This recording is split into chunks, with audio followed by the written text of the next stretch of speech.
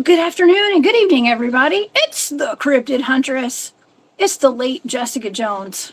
I swear, I'm going to be late for my own funeral one day, y'all. I hope y'all are having a wonderful day, a wonderful evening. Gosh, I hope you're not as busy as I am. And I hope you guys are all doing wonderful. This has been the last week of school at my son's school. And so things got a little wild, y'all. A little wild. In addition to all of the events that I've had going on in my life and stuff. So I'm just happy to be here right now. And I'm happy that you guys are here to join me tonight. And I have a wonderful surprise co-host tonight. We have author E.D. Testerman here with us tonight. Him and all his pets are here with us tonight. And I can't wait to get Eric up here on the screen with us. Eric actually tasked me with a set of blind coordinates for a remote viewing target that he wanted me to look into. And so I have that data tonight. We're going to give you guys 2 targets tonight, actually. And we're going to let Eric explain what that second target is, the one that he gave me. We're going to go over the Dogman information first, and then we're going to get into Eric's target. So it's pretty fantastic. I'm excited about all of it. And I think it's going to knock your socks off tonight, y'all. And I want to thank everybody for being in here. In this chat, I see all my moderators up in here and a bunch of my good friends. And actually, y'all, I just got asked to do another event. I see Mark. What's up, Mark Green? I just saw you in that chat. Mark and I are going to be at the Cornwallis, I think it's called Cornwallis, Bigfoot Town Hall. That's in October. And I forgot to upload the flyer, but I'll have it here for the next show, Saturday night. So we're going to be out there with Squatch Fishing Outfitters, outdoors. Shout out to Scott and Sheila Granger. We're going to be out there October the 3rd, and they're having a Bigfoot expedition out there in Alabama, y'all, South Alabama, in October. So if you guys want to sign up, I think they have 25 spots. They're probably going fast, and that's for the camp out for the weekend. They have a full expedition, and on Saturday they have a free Bigfoot town hall, and that's where Mark and I will be, along with a lot of other people. Greg House from Woodwalkers will be there, and let's see who else. Greg Ogles will be there. I think Mark Newbill will be there as well. And, I'm stumped. Okay, I'm stumped. Oh, Kumbo Baker will be there. That's it, Kumbo. And Flat Rock as well. So, man, that's a crazy lineup right there. It's going to be real good. Okay, so y'all come see us. That is October 3rd, free Bigfoot Town Hall at Cornwallis down in South Alabama. Okay, well, we're going to be getting into the South tonight. And there's an area, a location out in Mississippi that is known for the Dogman encounters out there. And I had done a remote viewing target years ago. Hold on, let me see if I got it pulled up. I think I got it pulled up. I actually did a remote viewing target back when I had a show over on Texas Front Porch. Y'all remember that? It's been a long time. But I had a show over there. I'm going to say it was probably 4 years ago. It's been a while. And Tex had me look into the siege of Dogman Ranch or something like that. And so that is out of Taylor, Mississippi, around that area. And I do believe that was investigated, or the story was told by Dark Waters. You guys are familiar with him. I've not met Dark Waters yet. Okay. But he has a fantastic channel, and he has some wonderful accounts of Dogman encounters and stuff. And so we'll talk about that target tonight as well. And that story. Okay, that story, it's pretty fantastic. But there's been a bunch of Dogman encounters, werewolf encounters, and Bigfoot encounters. And tonight, this target that we're going to go over, I did this a while back. Okay, but this is they call it the swamp booger.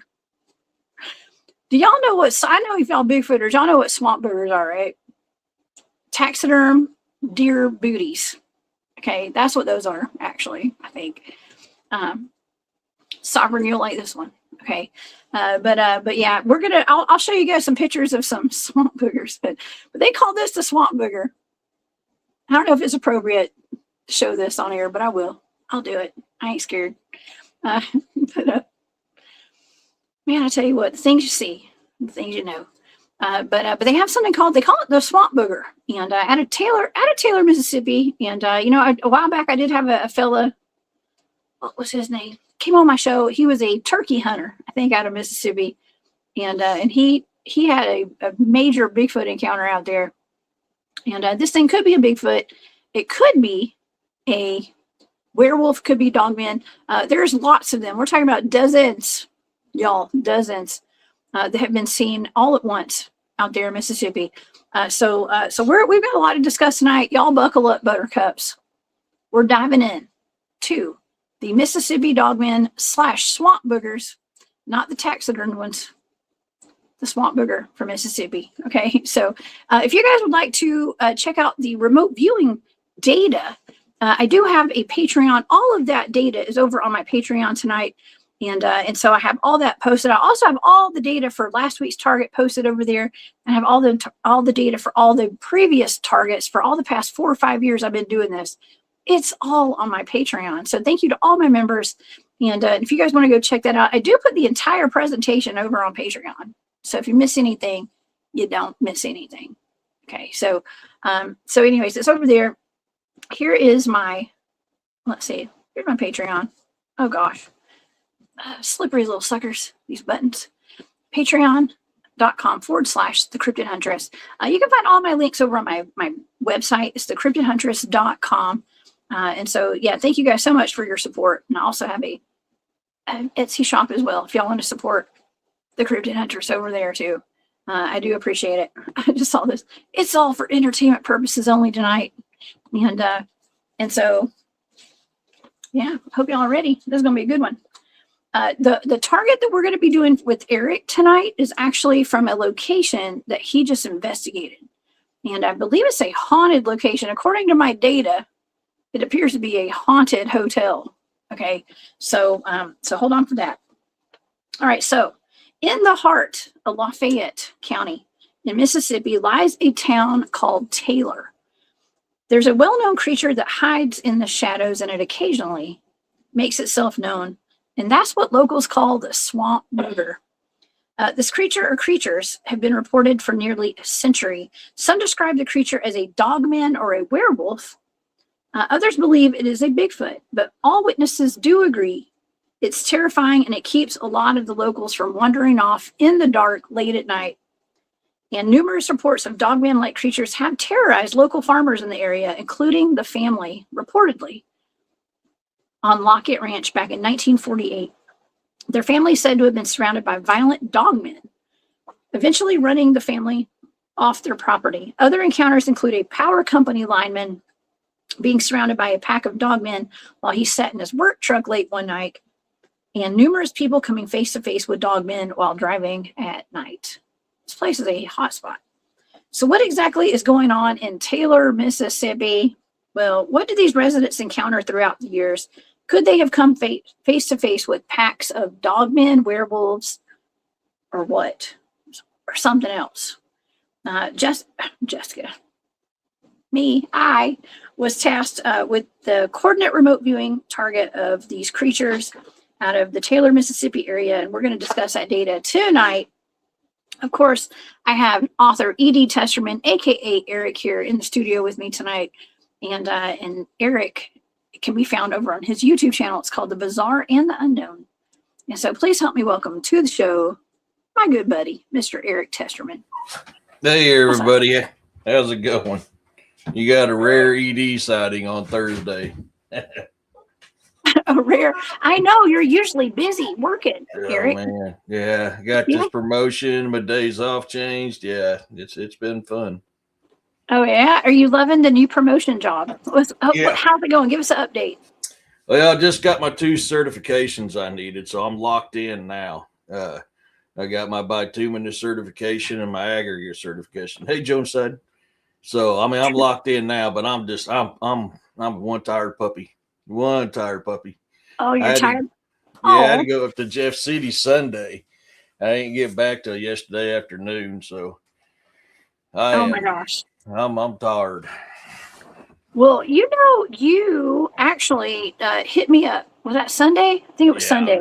Yeah. And you gave me, you said, hey, I wanted you to look into something, remote viewing. I taught you how to assign me some coordinates. Yeah.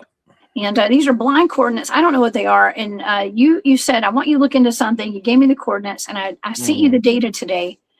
And do you want to give us, because we're going to go over that after we do the Dogman data. Give me a brief overview of what this target was. So the target's in Jefferson City, Missouri. And the few times I've been there, I've always had an uneasy feeling about that place. And then I was up here a couple weeks ago for one certification at the hotel I was at. And hey, Marcy. And I encountered 4 entities in the hallway going back to my room. 4. And then there's always been a real heavy, bad presence there every time I've been there. So when I went live Sunday from the hotel room, I didn't have my computer. So I was just going to do a talk, but I got to thinking, I was like, man, I haven't done a live EVP session in a coon's age on my show. So Coon's age. Man, we popped it, and it was active the whole 2 hours last Sunday on the show with EVP hits after EVP hits and dark energies coming after me and threatening me all on the show. So yeah. Oh, and you had me remote view that. Yeah, I got you. I got you. You like a spider monkey. I got you. I knew you can handle it. I stopped it. Well, hey, it showed up in the data. It definitely showed up in the data. Oh yeah. Yeah, when you guys see this data, that's why I said, just like you do, and you sent me that data. I was like, go check my Sunday show out. You're going to, I know. I hadn't had a chance to watch it. I purposely did not watch it, so I didn't see it. So, what's the craziest thing too is that I did tune into your show that day, and I had no sound. There was no volume, and I told you, I was like, I couldn't. Your mouth was moving, but you weren't saying anything, and I was like, I couldn't hear it, so I just turned it off because I was like, well, I can't watch this. There's no volume. And and so there was a reason. It was like God did that on purpose because I was going to be remote viewing that. That's it. Marcy was in there. Jonah side, I believe they were in my chat live when this stuff was popping, man. And I was like, a lot of dots just started going click, click, click, click, click, click, click, click, click. And I was like, dude, I need to get some more info on this because there's something big going down in Jeff City. And so that's why I was like, I got to have a remote view this because I need to connect some more dots. And when we get into it later on, folks, if her info is spot on, and if you watch my Sunday show, we're gonna go back and watch that, Eric. I'm excited. I'm gonna go as soon as I can. I've been so swamped. It was my son's last week of school, and I've just been going. You wouldn't even imagine. I guess you could imagine. You got kids. They do a lot of events, a lot of special award ceremonies, and all these things you got to do. It's a little extra. Okay. Yeah. And they let the kids out of school early every day, and it's just like, man, it's a wrench in my engine. Okay. Yeah. But I forgot that was Jonah Side's first time ever being on my live when I was doing a live EVP session. I do them from time to time. And I forgot, but yeah, Jonah Side, that was his first time ever being on one of my lives during an EVP session. Really? Oh, that's so cool. That's so cool. We got a lot of people in the chat right now that were at your watching your show that day. So thank y'all so much for being here. And Tyler, happy birthday. Tyler, you and I, listen, my birthday's coming up soon too. I'm not going to say when, but it's soon. Within the week. Okay. And so Tyler, you and I are both Geminis. And so is Barry. We're all Geminis. Raise your hand if you're a Gemini. Okay. I'm the god of war. I'm Aries. You're an Aries. My sister's an Aries. Yeah. You guys are dominant personalities. Okay. Yep. But Tyler and I are fun, right, Tyler? I know if you're like me, you're just a lot of fun. Barrel monkeys. Okay. But okay. Or you could be the opposite too, because you're two-faced, like Geminis, But anyways, happy birthday, Tyler. Thank you so much for being here. Okay, y'all. Well, Eric, let's get into this. Let's get into the Taylor, Mississippi Dogmen / what do they call it? The swamp boogers. Now, actually, I'm going to pull up a picture of what swamp booger. You know what a swamp booger is? Mm-hmm. Oops. Okay, hold on. Sorry, typing something in. Okay. A swamp booger. Swamp booger. Okay. This is actually almost a little embarrassing. Okay. But I'm going to go ahead and show this. This is probably, look, I'm just going to say, just don't get mad at me, y'all. Actually, a good friend of mine who was on one of my teammates, he was going to buy one of these. Oh my God. Didn't know what it was. Okay. So let me share my screen. Y'all don't get mad at me for this. It's funny. Okay, these are taxidermy. They're called boogers, so people just assume they're boogers. It looks like a little gizmo. Oh my god. Yes. It's so a little mugwai. these are called these are called swamp boogers. Okay. And I'm just gonna leave it at that. Okay, so you can imagine they do kind of look like Bigfoots, maybe. I don't know. They call them boogers. Okay. So, anyways, look, when you're from the South, you see weird stuff like that. It's not shocking. Okay.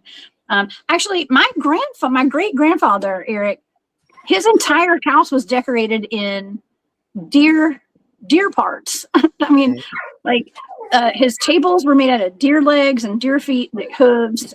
His chairs, his tables, everything. I mean, waste not, want not. Okay. When he would go deer hunting, he used I'm assuming he made it all himself.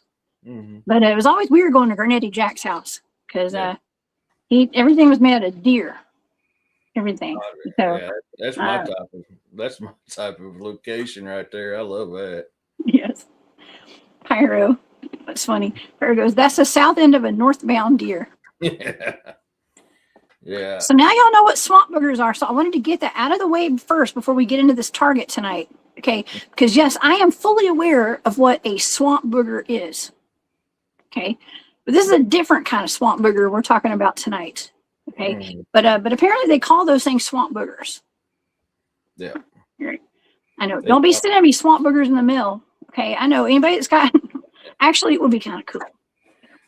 Man, I remember the first time I ever heard the phrase booger. You know, I'm up north St. Joe's. We called them Momo. I mean, up there we called them Momos. So when I'm down here working the hay fields and mucking hog pens and cattle pens, you know, I'd be out there with the old timers and they'd be talking about seeing them boogers.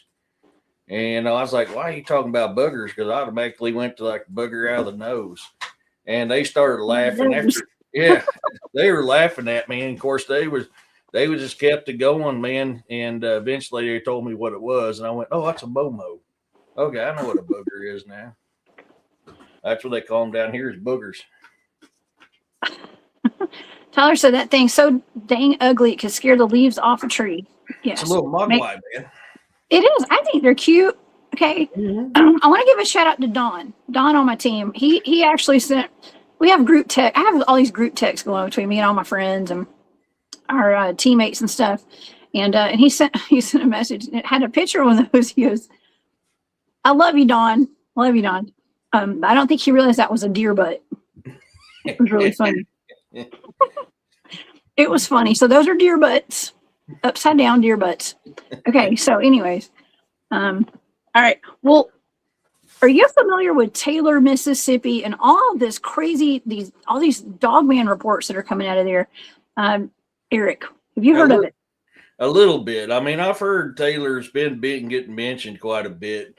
Taylor's been mentioned a lot throughout the years, but it does seem like Taylor might be popping right now with activity, both, I mean, in all aspects, though, paranormal, supernatural, and cryptid related. So I don't know if something's going on there, if something moved in, or people's just now starting to talk about it and when they weren't talking about it as much before. So I'm interested to see what you got going on. Oh, yeah, for sure. Okay. Ooh, you know what? I have this. Okay, so I had a news show to show you guys. I don't know where. Oh, no, did I lose it? Okay, I didn't. I took it down. Hold on. I'm going to look for this while I'm talking. Yeah, go. Okay. Because there was actually it's called the Loop Guru, LOUPGAROU in Mississippi. Yep. Okay, hold on. I'm going to find this on YouTube. And here it is. Taylor, Mississippi. All right. So I think it's okay if we show this because we can do it. It's like, you know, if we're doing this with commentary over it, right? We should be able to play this video. And so I want the audience to be able to hear this. I don't know if we're going to be able to, but I'm going to try. All right, let me take this down. Hide. Okay, so actually, before I play this, let's get into some of the background. Mm-hmm. I do have the video. Now, the video that I'm referring to is a news crew, Mississippi. I think it's Channel 7. Went into Taylor, Mississippi, because they've been having, animals dying. They're torn apart. Pets were disappearing and coming up missing and dying and being, ripped apart and stuff. And so the locals were seeing creatures out there, anything from Bigfoot to wolfmen, dogmen, all that out there. And so they did a whole news segment on this. And so we'll play that news segment tonight. Okay. I'm going to play, at least we'll play parts of it, if nothing else. But okay. So it started off in the early 1900s. I do believe there was a farmer that had a run in with what looked like a dogman. Okay. Back then they weren't called dogman. It was werewolves. Let me actually way before that, explorers did run into a dog-headed person out there, I do believe. So this is in 1721. Okay, 1721. That's before our nation's founding. Okay, so let's see. 300 years ago, while exploring territory in present-day Mississippi, Charlevoix and his men encountered what he described as some monstrous beast. Upon their first night after setting up camp in the present-day city of Natchez, Mississippi, Charlevoix wrote, this is what this man wrote. I guess he's an explorer, I'm assuming. This is his quote, there was a great alarm around about 9 o'clock in the evening. His men at the camp described a beast of an unknown species of an extraordinary bulk, and whose cry did not in the least resemble that of any known animal. What's more, Charlevoix said that the beast had already carried off some sheep and calves. And this is from the diary of explorer Pierre-Francois Xavier de Charlevoix, December 25th, 1721. Okay, so this is in Mississippi. And so, I mean, that could be describing a Bigfoot. Okay, it could be describing a dogman. It could be describing anything. Kind of to me, when I was reading that, I felt like maybe it was a Bigfoot. But with the advent of the internet and the World Wide Web, we have, it's a wonderful place to collect data. And there's a lot of data of reports of also potentially fictional stories as well. And so I'm not saying any of these stories we're saying tonight are fictional. I'm not saying that. But, there's, some of the stories we hear about online could or could not be, unless we get an eyewitness on camera talking about it, they could be made up. You know what I mean, Eric? And, I suspect some people find their stories on ChatGPT. I don't know. I can only assume. In today's world, it's like the line between reality and fantasy is so blurred. I don't know. What do you think, Eric? What's your thought on that? I just realized I was muted. You're right. It can describe a couple different things. Are we dealing with what we call dogman nowadays? Are we dealing with the werewolf? Are we dealing with Bigfoot? But with everything that's coming up, and throughout the history, there in M-I, cricket letter, I, cricket letter, I, humpback, I. It's hard to say because there's been well-documented cases of all those, Mm-hmm. Some people know of the Lukaroo, but most people know them as the Rougarou. And, that's right. That's something that people don't understand. Originally, it was a Lukaroo. But that stuff stems from France all the way down. And Pierre, he's a Frenchman. Did it come over with them guys? Or is that just what they called the New World version? Because that's what they're familiar with from their homeland. So what could he have seen? I don't know. He wasn't too descriptive on it, but I'd say you're probably close. If it wasn't a dog-headed man, it was probably a Bigfoot. Mm-hmm. Oh yeah. Hey, when I was doing some research today, I actually came across a family of vampires out of Mississippi, and maybe we'll cover those sometime soon. Sometime soon. I think it's important that we do. I mean, all these historical accounts, the things before AI came out and Chat GPT. I mean, I'm sure AI has been around forever. Okay, but the stuff that's like we've got some historical backing to it. We need to focus on that kind of stuff right now. I'm really getting tired of seeing all these AI dogmen. I know that I do AI for my thumbnails, y'all. Of course, I'm not really standing around with dogmen and ETs, but just like the president probably wasn't. By the way, did you see that picture of the president walking with the alien that he put out last week? It was weird. Okay, I've had trigonometry, geometry, and calculus and all this other stuff on my head, man. I ain't been paying attention. You got too many numbers in your head to deal with that right now. Yeah. Oh man, bless your heart. That does not sound fun. I'd rather look at the president with aliens than do trigonometry. Yeah, especially considering I'm just a hillbilly from Southwest Missouri, man. We don't use that type of language. It's like a foreign language. Trigonometry. Okay. But oh man, yeah, not my favorite topics. Not at all. But or subjects. Okay, well, so let's get into we'll just talk about the history of dogmen and stuff in Mississippi. We'll get a little bit into the story of the siege of Dogman Ranch, or Locket Ranch, excuse me, the Dogman siege of Locket Ranch. Go ahead. No, I as soon as you said that, it popped, that siege of Locket Ranch popped in my head. Yes. Well, the Dogman siege of Locket Ranch became popular about 10 years ago when Dark Waters, who has I think he has a YouTube channel called Dark Waters, I think. And he's got a lot of great stories on there. And not only has he put these encounters out, like I haven't watched the show. No, I don't have time to watch a whole lot of shows, y'all. I'm so sorry. But I believe he's very good at narrating stories and stuff. And the story has been put out there to be a true account. And I did hear that he went and investigated these areas himself. I believe he's a military veteran and, credible dude. Okay. But this story is absolutely nail biting, and it's fantastic. And this is one of the, it's not one of the, well, it is one of the first stories that came out of Mississippi that's popular. There are other ones as well, but let's see. So in the story of the siege of Dogman Ranch, it's actually about a family who bought some property from the Choctaw Native Americans, and I gotta say, I saw Bruce in here, okay, and Bruce was actually on my show on Saturday night, and we talked about his encounters with dogmen up in Tennessee. And we got into, I asked him if he knew about Whitleyville, Tennessee. And that's where I did an investigation about two years ago.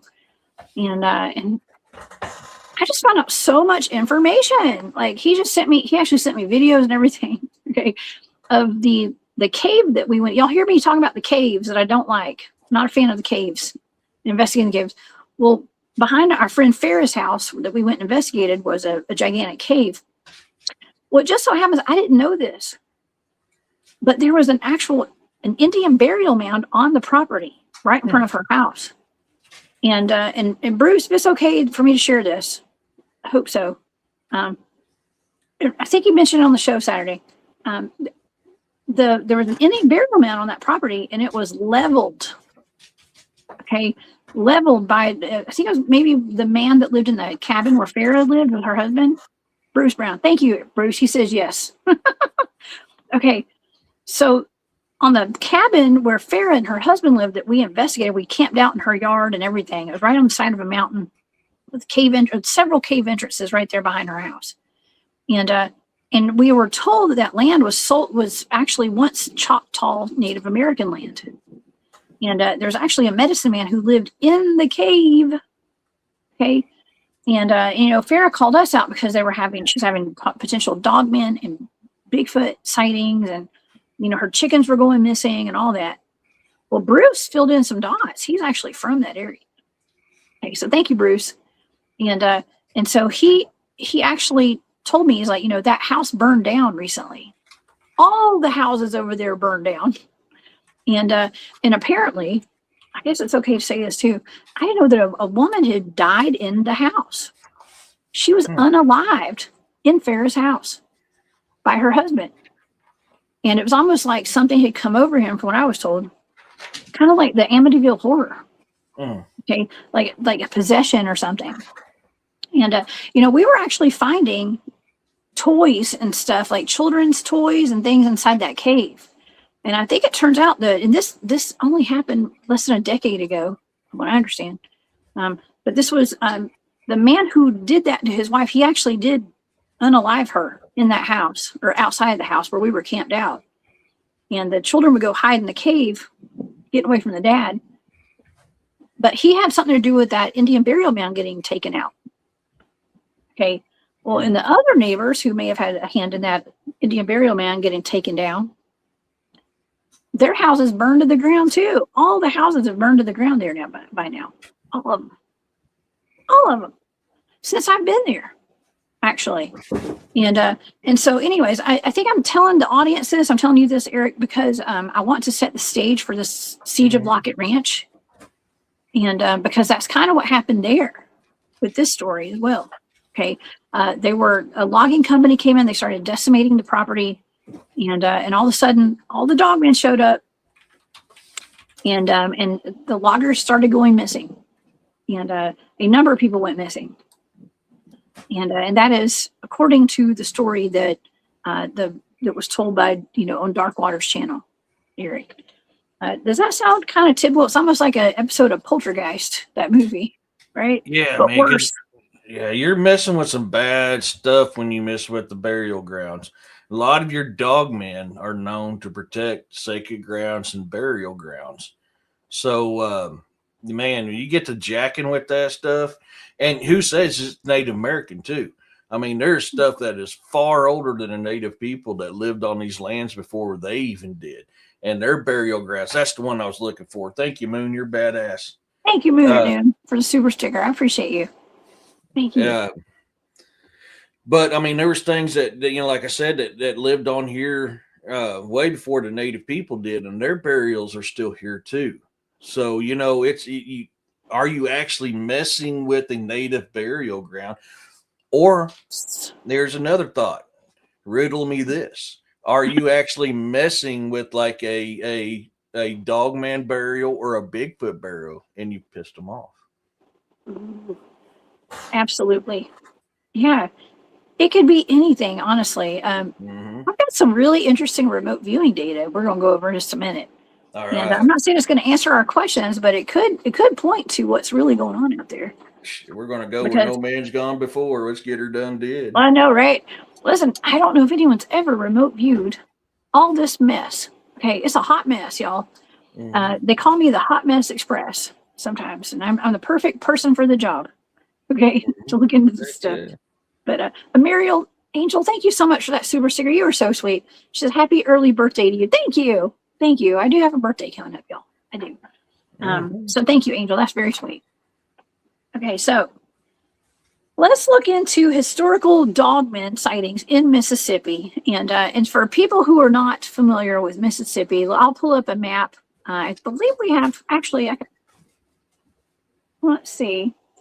Oh, I just didn't do it before the show. I forgot. Okay, let me move these deer butts over. And let's see. Mugwise. On map. I can't call them mugwise. If they're deer butts, they got to be mugwise. That's what we're going to call them, mugwise. Oh my God. I was so busy looking up deer butts, I forgot to pull this up, y'all. I'm sorry. So I'm going to show you on a map. So, down, it's in the southeastern area of the United States.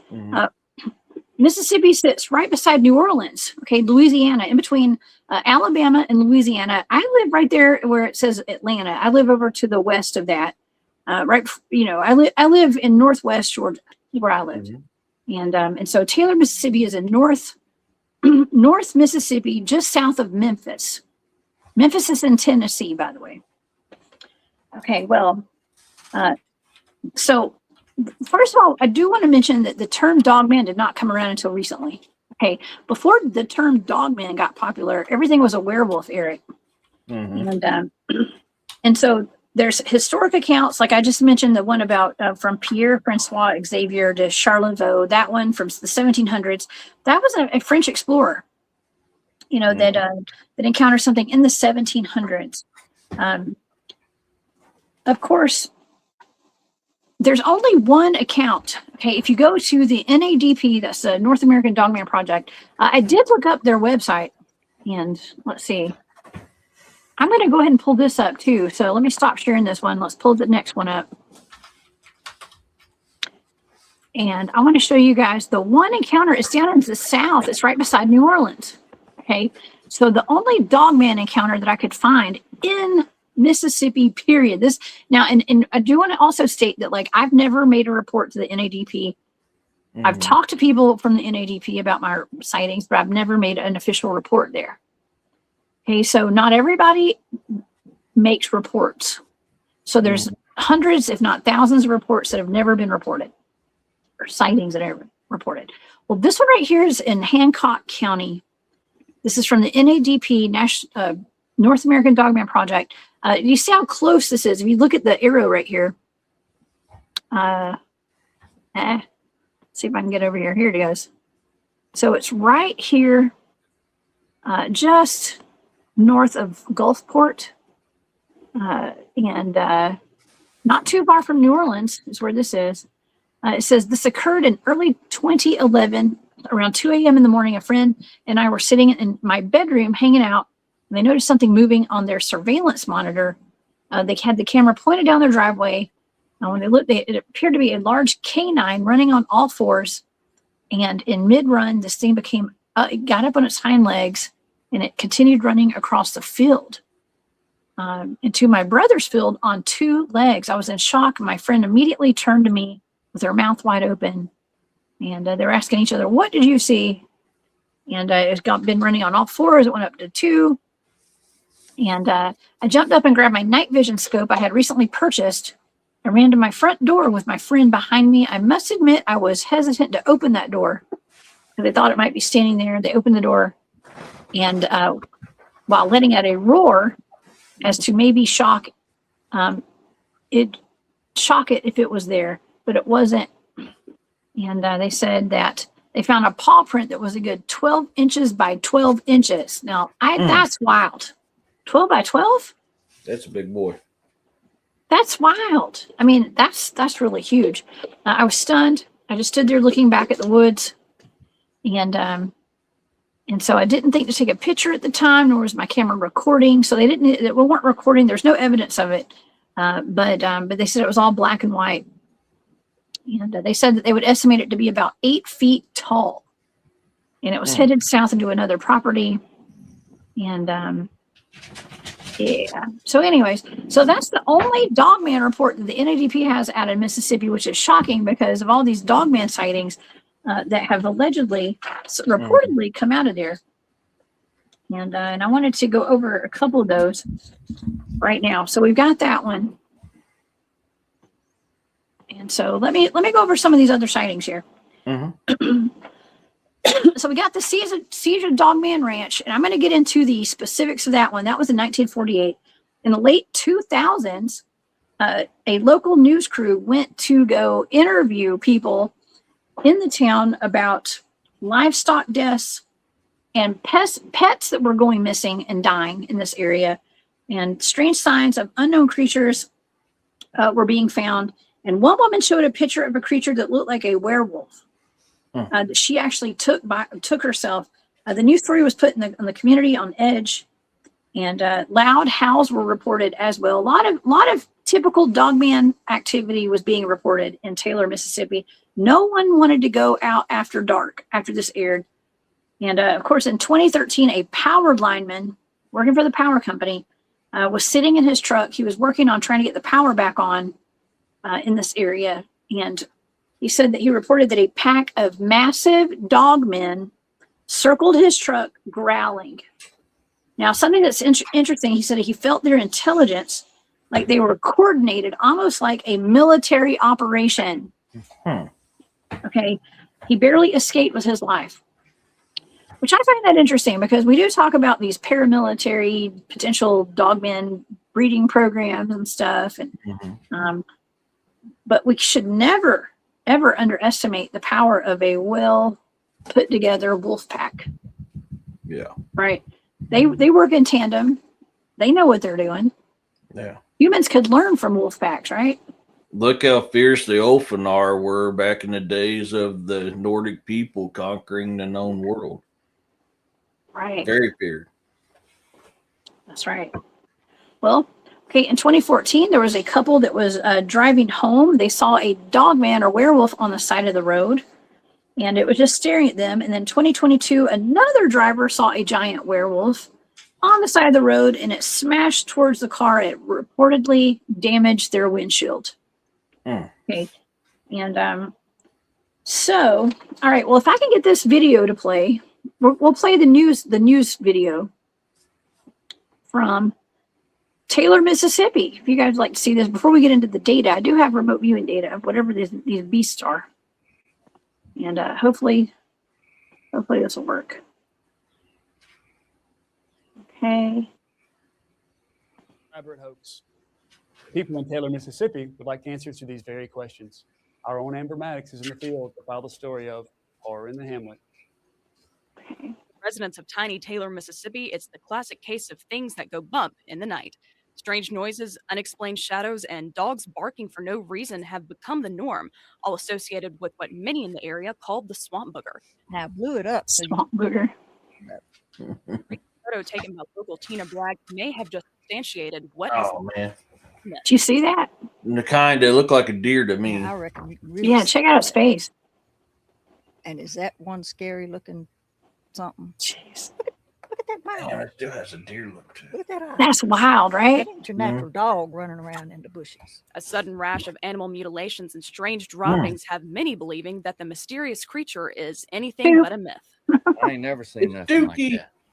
Aubrey Dale is a cattle farmer and was once skeptical of what he considered a fairy tale. But the discovery of some of his livestock torn apart by an unseen attacker and unexplained feces in his backyard has Mr. Dale rethinking his previous stance. We had some cows tore up in the field, man. There was this stuff on the ground, this crap, man. I ain't never seen nothing look like that. Is it Many in crap? the area believe that this is the work of a Sasquatch. Local Billy Teague is convinced this is the work of a creature from Cajun country known as the Lugaroo. Man, mutilating animals, cutting animals' heads off, howling at the moon. That's the Lugaroo, all right. And I promise you, the worst is yet to come. For now, local authorities aren't commenting on their investigation, but they are looking into the reports that grow in number with each passing week. For Tina Bragg, the answers can't come soon enough. I live by myself, and let me tell you what, I'm going to be some scared somebody until the government or somebody comes down here and does something about this creature that's been terrorizing this town of Taylor. I'm tired of it, and you know, everybody else is, and I want to know what it is, and I want it gone. Reporting from Taylor, Mississippi, Ooh. I'm Amber Maddox for Channel 7 News. Oh, Okay. man. That looks like a. Never mind. I mean, that looks looks like a that does cow's not head. look like a dog man. It looks like a werewolf to me. To me, it looks like a cow's head that's just been blurred out because you see the white spot on the forehead. Very common with some types of Angus cattle. Look at the teeth too. The teeth are flattened. That looks like a jacked up cow's head. Oh, I'm Oh, sorry. Eric. I'm just seeing it from a different point of view because I've seen that look like several times. But it could Yeah. be. I mean, it could. I'm not saying that's what it is. I'm just saying that's what it looks like from here. It looks like a cow's head. I mean, it looks like something that's Mhm. not natural to me personally. And that's, I remember seeing that video of several years ago and it freaked me out Mm-hmm. because I was like, you know, for a mass media news agency to go to a small town like Taylor, Mississippi, and to film something like this, and then to let this lady show her picture to the world. I mean, that's kind of a big deal, you know. And you know, usually in the past, I mean, that woman is very well spoken. Everybody they interviewed was very well spoken. They honestly had some pretty good wherewithal to be like, that one guy was like, it's the Lugaroo, it's only gonna get worse. It's only gonna get worse. He's like, it's like out of a scary movie, yes. But they seem very well spoken. And usually what they used to do is they would interview all the most countryest of the country folks and make us look like we were all crazy. Just backwoods country hillbillies. And these were very well spoken people. It does look like a cow kind of, but I don't know. Listen, I've seen some pictures of some alleged dogmen that look like mouse people. They look like rat men and stuff. So, I mean, I've always wondered about those. Like, I mean, that looks like a rat man to me. Yeah, because I'm looking, because it looks like the teeth don't go all the way back. The nose, the star on the forehead, the ears, the eye placement, the jaw just looks like a cow's been dead for a little bit that they kind of picked up and make it look that way. I've seen it so many times. That's why that popped in my head when I saw that. I don't know if that's what it is or not. I'm not here saying I wasn't there. I didn't take the photo. I'm just telling you what that's what it pops in my head. But see, and there's something interesting though. That old Cajun that was talking about the Lugaroo. Yeah. People don't realize hoodoo and voodoo is just not in Louisiana, folks. It's all throughout the South. And them swamps are thick. I mean, thick with hoodoo and voodoo. So, dealing with the Lugaroo or the Rougarou, whatever it is you want, however it is you want to call it, it's not out of the realm of possibilities in that neck of the woods. It's deep in them. It's deep in Southern culture. Oh, yeah. Someone had a comment that I agree 100% on. What's that? I got to go back up. I didn't get a chance to comment. I just happened to see it when I glanced over for a second. But it was talking about unalived cows and pyro. I wonder if they dragged those cows to that spot. Hard to kill 3 cows that close to one another. He's absolutely 100% correct on that. Because cows scatter. If one's getting attacked, they scatter. So you got 3 that close. How did they get there? That is what he is absolutely 100% correct on that. I've raised cattle. I've been working cow farms a good portion of my life. They scatter, man. They go running for the hills. So did they drag them there to show them for the TV show? Did something unalive them and drag them there? How did they get 3 that close? I'm kind of curious on that one myself. I don't know, but I think it's cool. I think it's cool that lady even had a picture like that. And who knows? Well, I've got some other reports, firsthand reports out of that area. Well, actually, more towards like the western side of Alabama, eastern side of Mississippi. So there's another eyewitness that said they saw a creature. I don't know where I got that word. You start to sound I was going to say a creature with a massive, and I said a mass. I don't know what I said. So there was a creature with a massive human body, human-like body is what they said. It was completely covered in fur, and it had a head and a snout that resembled a wolf. I just can't wrap my head around what I saw. They said it looked like an enormous wolf walking upright like a man. From what they told me, it sounds like they spotted a cryptid known as Dogman, and they've been seen roaming across Mississippi. Okay, Mississippi apparently has a lot of Dogman encounters. Now, of course, next to Louisiana, or next to Mississippi, is Louisiana.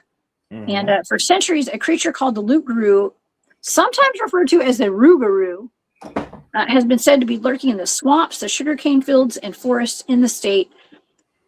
And could the dogmen that these people are seeing, what they're describing as dogmen, could they be a Rougarou or a Lougarou? Absolutely. According to French folklore, where the tales of Lougarou originated, it was described as a man who had been cursed into shape-shifting into a ravenous wolf-like beast. The description of the Lougarou is the same as that of Dogman, a large, hair-covered beast with muscular, human-like body and the head of a wolf or a dog.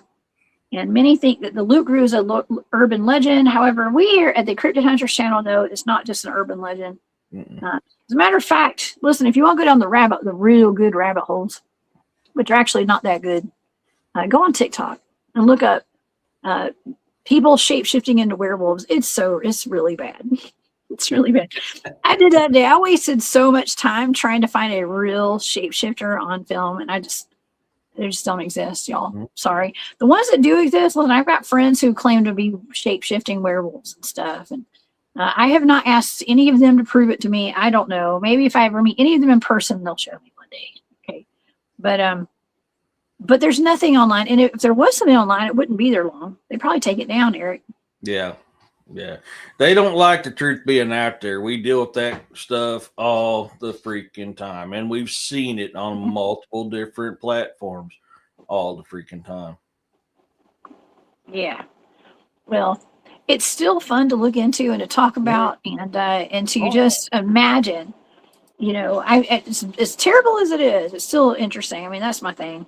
So, okay. Well, let's talk about the swamp booger real quick, because this is my remote viewing target. Okay. Taylor, Mississippi is up in north central Mississippi. Don't say Louisiana. It's a small, tight-knit community. It has 400 people living there. I think the official number was like 432 or something like that. Yeah. It's a very small town, Eric. But it's full of oh man, I had so many pictures of it. I forgot to upload all of them for the show tonight. But anyways, it's very rural. I can't say that word very well. It's very rural. It's out in the middle of nowhere, basically. Okay.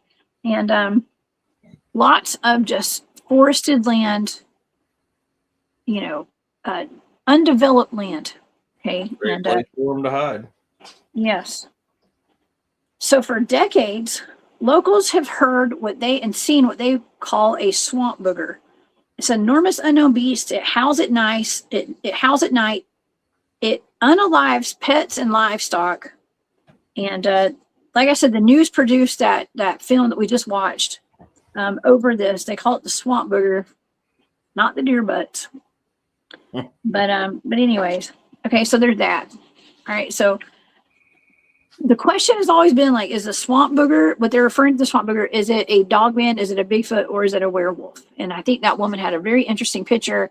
It does line up with some of the other werewolf pictures that I've seen of alleged real werewolves, actually, because it looks like I call it like a rat man. That's what I call it. And I actually I have a video of one of those. It looks just like that. It's like sniffing the floor, like the ground. And it almost doesn't seem real. But these are old videos. They're not AI. Okay. Kind of like that one you showed that I was on with you at one time about the one in the graveyard. Yes. Oh, yeah. One in the graveyard. Yes, that was probably it. Okay. Well, all right. Before we get into the data, let's talk about the siege of Dogman Ranch. Okay, I want to go through the entire. See, I did a show on this, like I said, with Tex from Texas Front Porch a long time ago, four or 5 years ago. Okay, it was one of my first shows that I ever did with him, and so the Locket family bought land from Chickasaw Indians. It had a burial mound on the property. And that's why I wanted to tell the audience about the property up in Whitleyville, Tennessee, that I went and investigated. I did not realize. Thank you, Bruce Brown, for being in here tonight. Bruce is from there, and he said that there was an Indian burial mound on the property that the man who lived in the cabin before Farrah he had a hand in tearing it down, and that's something. My dad was telling me up in North Georgia, there are plenty of places where the Department of Transportation went in and just back from the 1950s on. I mean, they were like just plowing through Indian burial mounds and putting roads in those places. Yeah. I mean, that's so disrespectful. And look what all the tragedy and all the strangeness that happens when in the places that they do that at. There's a lot of high strangeness in them places, a lot of tragedy in them places too. Oh yeah. Well, that's so this is similar to this, okay? And so the family, the Locket family bought this ranch, and this is according to the story that was from. Go look up Dark Waters, y'all. And So they cleared out the land. They were clearing out the land. They were trying to cut down some old hickory trees and stuff. And they were leasing the land to a logging company, according to the story. And the loggers came and freaked out because they came face to face with 20 to 30 dogmen that showed up. 20, like a pack, more than a pack. That's a lot of freaking dogmen, if this is true. And so the loggers saw them, they freaked out. They would not stay there while they were working. They went and I think they slept in the family's barn or something. Some of them did. And some of the farm animals started getting slaughtered by some kind of animal that was out there. One of them, I think it all came to a head when one of the loggers disappeared. And so that kind of freaked people out. So there was a father, a grandfather, a 12-year-old kid, and a grandma, I think. And then so the grandfather, the father, and a good friend of the family and the foreman of that logging crew went into the woods looking for that guy who was missing. Well, when they got out there, this is just the story wrapped up in a nutshell, y'all. I'm probably leaving a lot of this out. But when they went out there looking for the guy, they found deer heads stuck on stakes. Kind of like Vlad the Impaler, but like Dogman edition. Okay. So I guess, or it could be feral people. It could be crazy people. It could be the hills have eyes people. I don't know. That would be feral people, probably. Yeah. But they assumed it was the dogmen that were doing that. Okay. Well, eventually 7 men went missing. 7. The sheriff thought the grandpa was homiciding people. Okay, if you know what I mean. And so the grandpa was basically going to go to jail. I think he did go to jail, actually. And yeah, I think eventually the sheriff and his deputies went out there and they came face to face with the dogman as well. And so the kid and the grandma at some point hid in the attic while the dogmen were surrounding their house. They were throwing dead pigs at the house. And the dad and grandpa shot at the dogmen and hit them, which just made them mad. It did not slow them down. The dogmen had jumped on the roof. They were trying every which way to get into that house. And the friend was trying to help stop the dogmen from getting inside the house. Grandpa did get arrested for suspected homicide, and 35 people came out to investigate. All they found was a bloody, dirty shirt out in the woods. And they ran into dogmen, so they called off his charges. I think they dropped the charges with the grandpa after that. And the grandpa was putting out booby traps around the house and around the property. And the grandma ended up leaving. She left the 12-year-old kid there with the men. And I remember text saying it was almost like a coming-of-age thing, like, hey, you're going to stay here and be a man with the men. I asked my son, okay, my son is about to be 12. And I asked Ben today, I was like, Ben, if we were getting sieged by dogmen and you had the opportunity to leave with me, which I wouldn't leave, I'd stay there because I'm the cryptid huntress. Okay. And I would hunt some cryptids. But I was like, if you had the choice to like leave with your grandma or me or stay and fight with the men, what would you do? And he was like, I ain't staying at that house. You're crazy. So coming from a 12-year-old in this day and age in 2026, he would not stay and fight the dogmen, he said. So I'd send him out with his grandma. Okay, that's what I would do. But anyways, they left him there, and so the men. How they call it the siege of the siege of Locket Ranch for a reason. If this is a true story, which I could be, but they said that they went to the Native Americans to ask the elders, like, what is going on? Did you know about this? And they said yes, they knew about them. They knew about the wolf-headed men, the wolf men, and the Bigfoots. They feared them, but they respected them. And so, listen, long story short, eventually the barn was burned down where the dogmen had been going in there and like killing animals and stuff. And I think it came to a head when the grandpa and the dad were in the house. And I think I don't know if their friend was with them or not, but the dogmen started wiggling the doorknobs and they tried to dig under the house to get inside the house. That's what the story goes. They tore the house apart. The father or grandfather said they put like a 6-inch tin roof on the house. Now, what is that, Eric? Is that even possible? A 6-inch tin roof? They would For, have like, to protection. stack a lot of tin up to get that. 10. What the heck? I got a tin roof on my shop, but I mean, if I'm gonna get 6 inches, that's a lot of tin I'm stacking. 60. Oh, yeah. Oh, my gosh. What's up, Area 51? Thank you for that super sticker.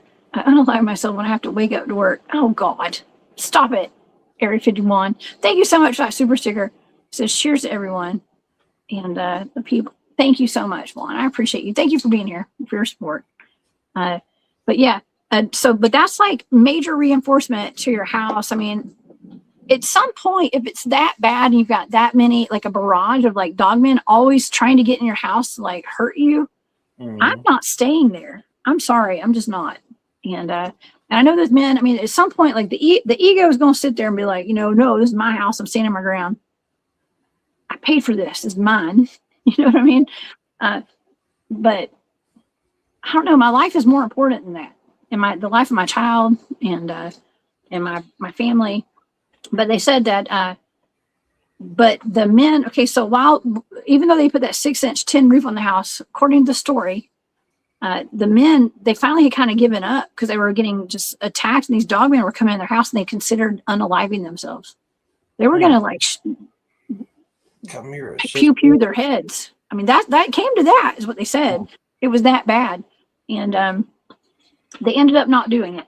Okay, they ended up not doing it, and yeah, the grandpa just kind of was like, screw it, I have nothing more to live for at this point. I'm just going to go charge through the door, and we're going to, it is what it is. They ended up surviving, and they ended up moving out, and they left the house behind. Just to kind of reference another part of the Whitleyville story. And thank you, Bruce, for being here tonight. Bruce is in the chat, and like I said, he's from there. These creatures will run people out of their homes. They will run you out of their house, and that's because of the territory issue. And when you desecrate their sacred lands, they're going to run you out. They will. You don't belong there, right, Eric? Oh yeah. Sorry, I'm dealing with the chimera. She won't sit still, and she fell down, and now she's trying to climb up my lap again. If you sit up there, you won't fall. You're a cat person over there. No, it's my youngest daughter's dog that I've mysteriously, I guess I'm a caretaker for it for God knows how long. Yeah. Little chimera. She gets jealous because Snow's up in my lap, so. Oh, she's cute. Sounds like an Ewok. Yeah, she does. Okay. I've been gone for most of the week, so they are very, very, very much up my butt. They're happy to have you there. Mm-hmm. Oh my gosh. Well, Eric, I mean, we've all seen the movie Poltergeist. Mm-hmm. Okay, when you build a house on top of a burial mound or a cemetery, bad things happen. Yeah. Yeah. It sounds like that's what happened in this case. I'd say you're right. I mean, 100. I mean, some of the most paranormal and supernatural active spots I've been on was places built on old sacred land or burial sites. Hey, war criminal. Yeah, 100%. So, I mean, I could see that being definitely a big part of it. And is that why the dogmen were attacking them? They've messed up their burial ground or a sacred site that they're protecting. So that's why they went to war with them. Mm-hmm. That is a very common occurrence. Absolutely. I actually have a map of some of the Indian burial mounds, actually. So out of Mississippi, let's check this out. They're called the Mississippian mounds, right? If you go like up and down the Mississippi River. And these are just the ones that I found on this map. And actually near Taylor, if you go up north, they do have the Bear Creek Mound, the Far Mounds, the Owl Creek Mounds, and the, what does that say? The Bynum Mounds as well. I mean, there's a good bit of mounds up that way. There are none. Those are the ones that are listed. Now, and what I've learned, I heard word criminals in the chat. What's up, Matt? I did learn from going to the LBL that not all of these mounds are going to be listed on these maps. Yeah. Okay, there's a lot that they're not recognized. publicly on maps. I say there's a very large portion that's not reported. Yeah, I think so too. Well, here's another one right here. What is this? The Mississippian Mound Sites. Mm-hmm. Right here, Southeastern Ceremonial Complex mounds. And, you know, the Etowah, that's near where I live. That's where all of the Etowah Indian mounds are, where we have all the Paulding werewolves, just 10 minutes south of that. Mm-hmm. So, and in Rome as well, which is right down the road from there, with the wolf attacks and werewolf attacks. So yeah, it's just a cool little representation there for the audience to see. There is, I believe there's a 100% a connection there. Mm-hmm. There is. Nice. Oh man, I'm all hung up. You got me all hung up. Come on, guys. Well, let's get into the data for this tonight, okay? Because we do have a really we have some interesting data. I have 3 pages of data here, and like I said, I had remote viewed the siege of the siege of Locket Ranch years ago, and so if you guys want to see that, it's on my Patreon. You can also watch a show. We have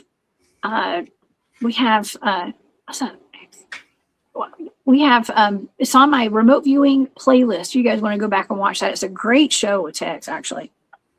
But okay, so the remote viewing target, let's see, the prompt is the Taylor swamp booger. Okay, whatever those creatures are that they were referring to, we are going to get into the data for this tonight. I'm gonna have to get down. Now, this is actually quite it's kind of surprising, actually. This target was done almost 2 years ago, a year and a half ago was when I did this target. And this is listed on my Patreon. All right, so for the sensory data for this, I wrote down large, extended, vast, wide, dense, stealthy, dangerous, fleeting, violent, watching, and monitoring. Okay. Now, I actually wrote down covering a lot of space, an area with space, extended coverage. I was definitely picking up on like a dense woods and forest.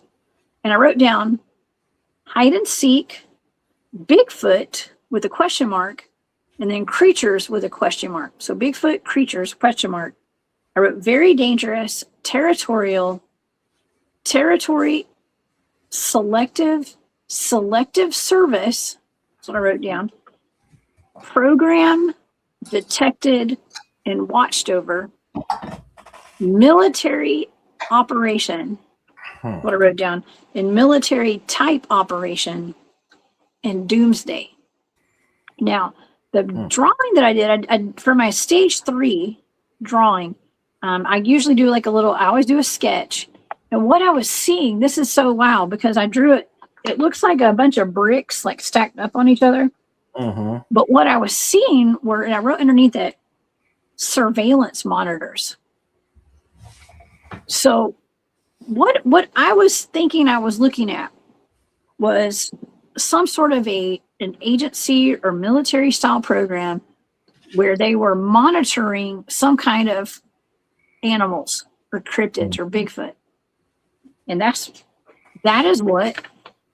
what I drew. Those are like it's like a screen of like a whole bunch of it's like a monitor with a whole bunch of screens on it. Where something was it was like somebody was spying on somebody.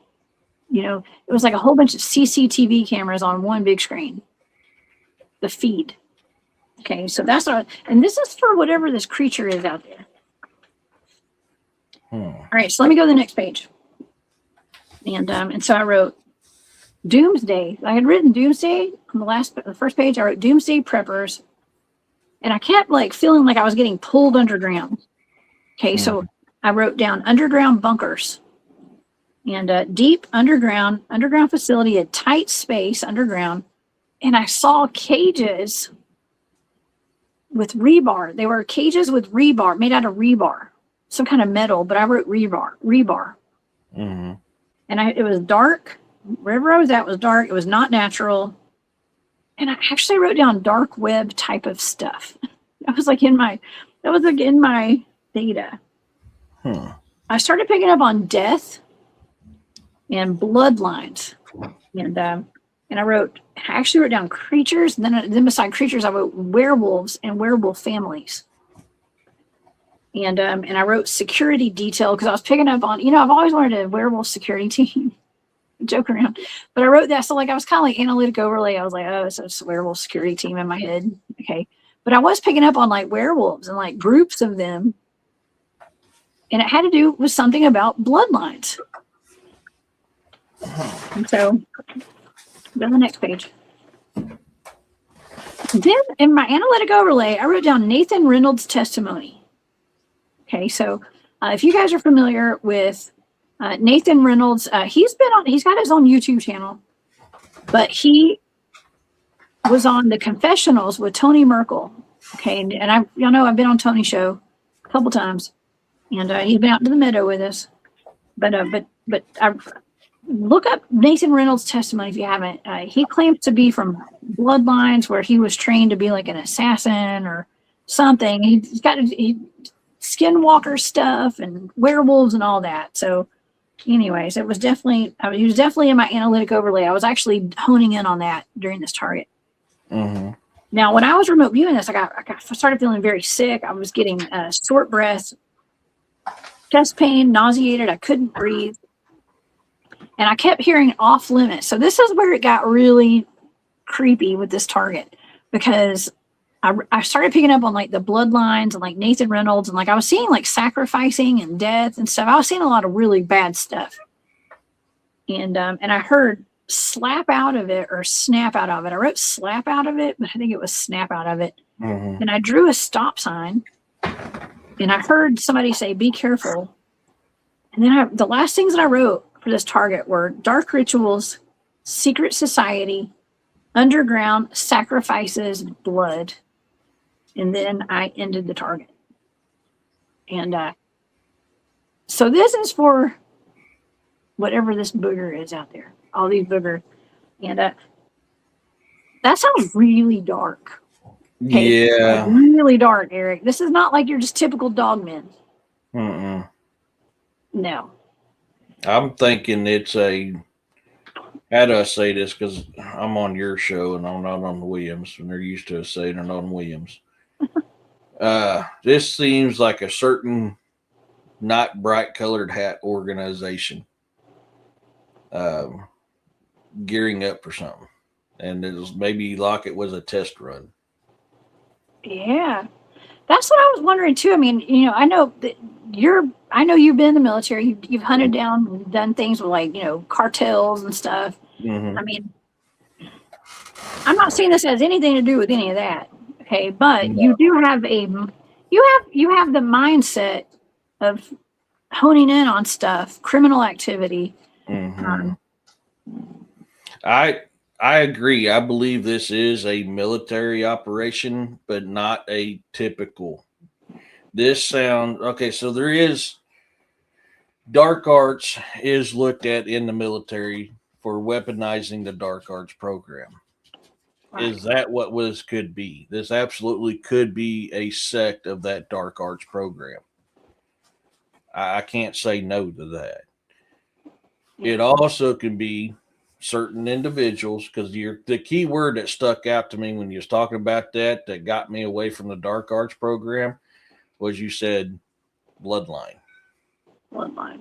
Yeah. And several group bloodlines that's tied to certain places around this world do have their fingers in military operations as well. Oh yeah. Could that be something that they were working on? Absolutely. I mean, we're seeing patterns here. I hope you guys are seeing the same patterns I'm seeing with all these shows that we do over here on the channel. People who've been watching my show long enough know that I've talked about that program that had to do with, so it was on Israeli news, that article that Kelly sent me, Primal Cry. Okay. It was in the chat sometimes. She sent me that. We were talking about the zombie bear data from the maulings, call them maulings, of Amber Miller and Tony Aarons out in Cobb County, Tennessee. And zombie bear was in my data for both of those targets when I was looking into that. And I saw large, it wasn't a pack of wild dogs that I was seeing when I was remote viewing those attacks. It was like one large animal. But the only way I could describe it was a zombie bear for both of them. So it was like almost like the same thing had attacked both of them. And so Kelly sent me that article from that Israeli news YouTube channel, and they were highlighting. If I can find the article, I can put it down in the comments or the description box after the show if y'all want to see it. If you hadn't seen it yet, everybody needs to see that. It's important. And it's our government going, some faction of the military, I don't know, going in before Congress asking for funding to shut a program down. That they were creating super soldiers that had gotten out of control. They needed to eliminate the assets. And it had to do with, from what I was told later, was like some sort of dark magic, kind of like chimera program where they were injecting or doing some kind of CRISPR stuff to like, I don't know what they were doing, to some of our special forces volunteers. They said all military personnel are volunteers, all right? So that doesn't mean they wanted to do it. Right. But, we're also a licensed guinea pig. Licensed guinea pig. That's right. Well, they were actually saying that where they were going around, they were putting them in pairs. It was like humans that were becoming more animalistic. And I was told they were actually living in caves. And if you went to a cave around Tennessee, like they dropped a pair of them off, a male and female off in Tennessee, and you found a pentagram painted on the outside of a cave. Do not go in there. That's where they're living. And why would there be a pentagram? And other than, I mean, I heard the Clintons were involved in all sorts of stuff. Yeah, Okay? they were involved witchcraft and all that. Yeah. It's for entertainment purposes only, y'all. But you know, and you know, I just had Daryl James on the show yesterday. We were talking about the, you know, Michael Aquino being in the military, the head of the Church of Set. Satanism is very rampant within the military. They're very well known. What are they doing with all the Satanism rituals and stuff? Yeah, they recognize that stuff, but if I wanted to go do a sweat, they wouldn't recognize that because they consider the native people a conquered people, so they don't recognize that as a religion. But you can go and do that, and I couldn't go sweat. They wouldn't allow me to do it. Like a sweat lodge, right? Oh man, it's a lot to wrap your head around, you know. And even when it goes down to programs like the Montauk Project and you know, the Camp Hero stuff, I was up there in the mix of all that recently, the past couple of years, with a lot of the survivors out of those programs. It's pretty dark stuff, you know. A lot of that is ritualistic. I mean, they're even talking about with like this UFO disclosure, it being very spiritual, as far as, you know, bringing in church pastors to get their congregations involved now. I mean, it's a very some spiritual level. So I don't know. I mean, they've got werewolves that are, you know, in some of these paramilitary programs and stuff. I mean, werewolves are people who shapeshift. They are.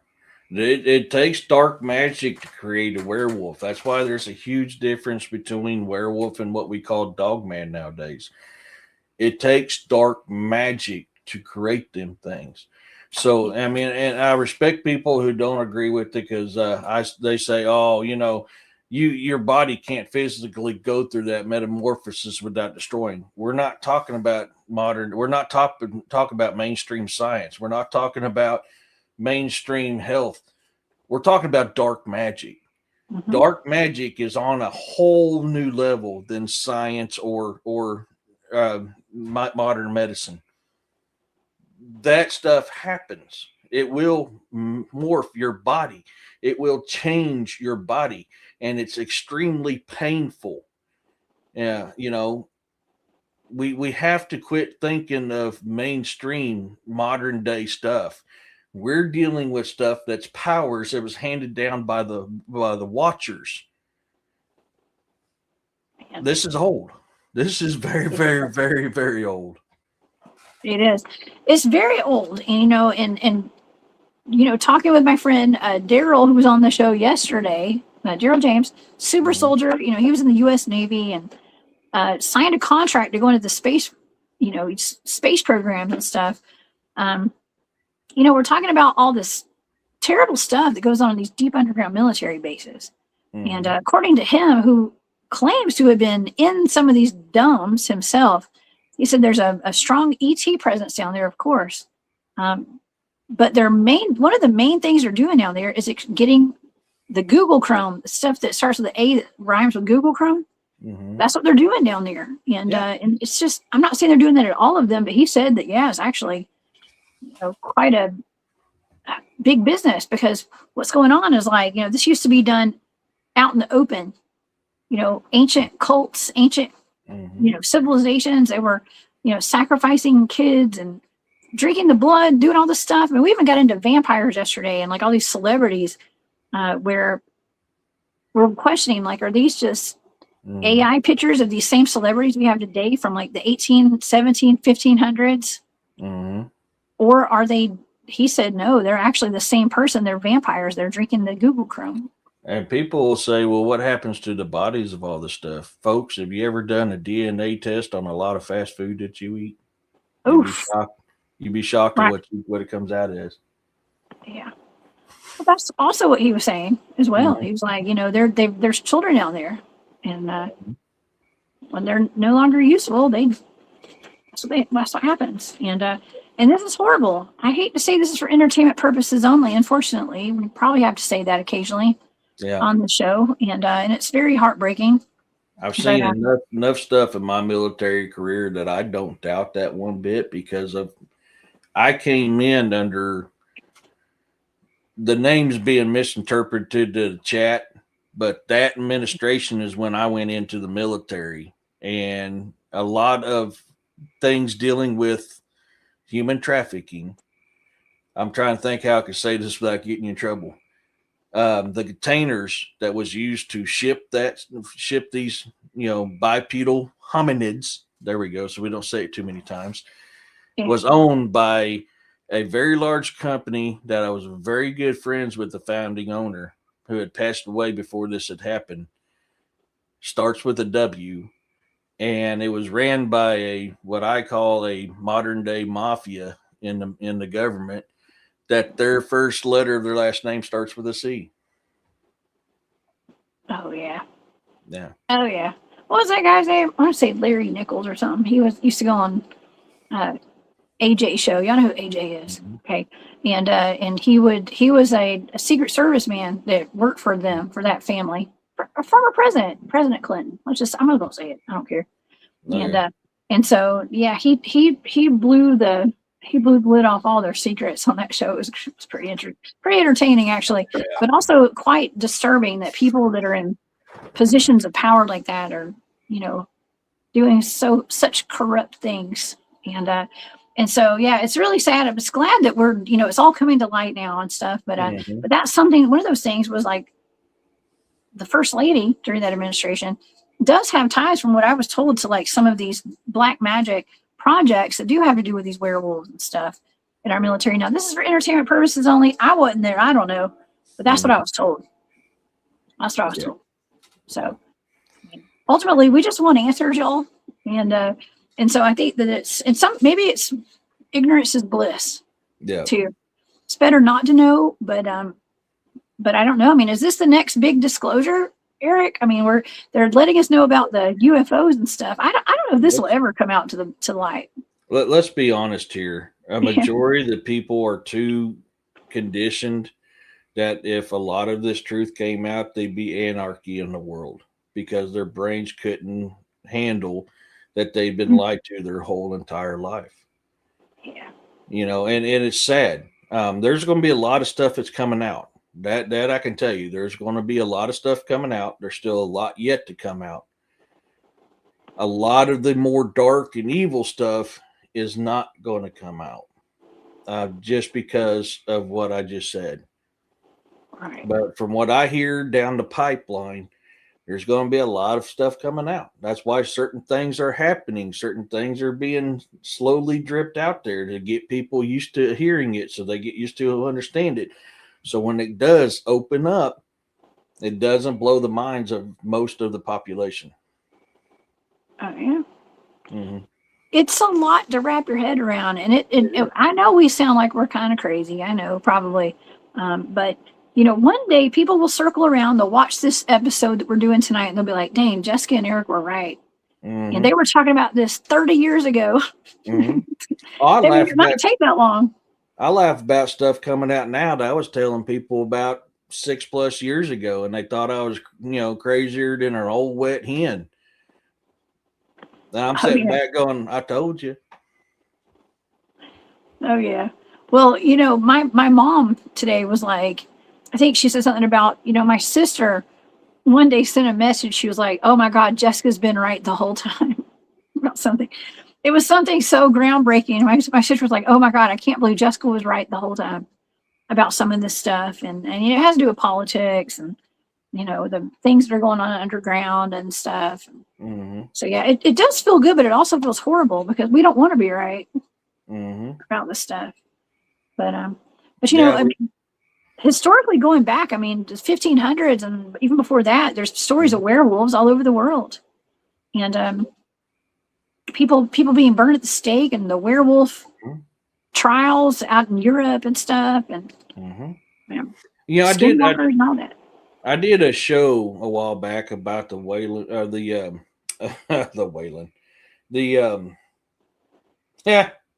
Salem witch trials. Because people don't realize Salem was a very, very, very, very, very small part of the witch trials back in them days, and what all was happening, and why a very large amount of innocent people were taken out and accused of being something they weren't because of one thing or another. That stuff happens quite often, folks. It happens a lot. It really does. So when you talked about bloodline, you talked about watching cages and stuff like that. The crap I've seen during my lifetime, being a part of what I was a part of, I can't say no to it, because I could tell you these types of people, that is right up their alleys. And it's not just them. Every military group throughout history is always trying to get a one up on over everybody else. They want to be the supreme military force in the world. They want to be the rulers. They want to be the ones in charge. So they're going to do whatever it takes to get that leg up on the competition.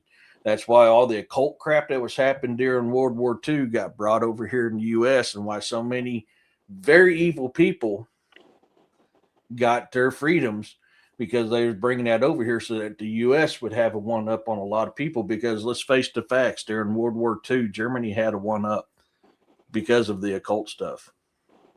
Oh, yeah, the real society. Yeah, well, and they were using psychics and things like that, too. Psychics, and they were tapping into places like Huska Castle. That was one of those places. It's like America followed suit. Because, and I know for a fact they did, because Huska Castle, that is another remote viewing target that I did. I had my good friend, MT Paranormal Life, Mike, came on the show, and he's a paranormal investigator out of Ohio. That's a hole in the ground, Eric, in the Czech Republic, I believe, that it was so dangerous and so evil, they built a castle around it. And they put, I dare say, like iron bars and stuff like over it. So, because creatures were coming out of this hole from hell, basically. It was like a hellhole. Well, the Germans took that over during World War II, I believe, to harness the power of hell. That's what they were using that for. Well, fast forward to what was that, 1980s or so? I don't know. Mel Waters? I think Mel called in Art Bell show and was like, hey, I've got this hole on my property. There's no end to it. Start talking about, throwing the neighbor's dead dog down in this hole, and the dog came back alive. Like in another dimension or something. Yeah. So the government took it over. That's what I was getting at. The government took it over. And I believe when I was given that as a blind coordinate remote viewing target, along with my friend Tanya, it sounded like a Tipler cylinder. It's almost like something that's used for like time travel and like a wormhole. Okay. It could also be to a place that you don't want a part of, and that's why certain things come back completely different. Just saying. Oh, yeah.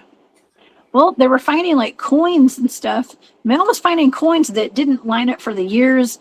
You know, like stuff was like a parallel reality. It was like this thing was causing and stuff. So it was just weird stuff. But what I'm saying is like they were following suit from like the Germans, taking over areas like where the Huska Castle is, and the hole to hell was right there. And they had Mel told that they took over.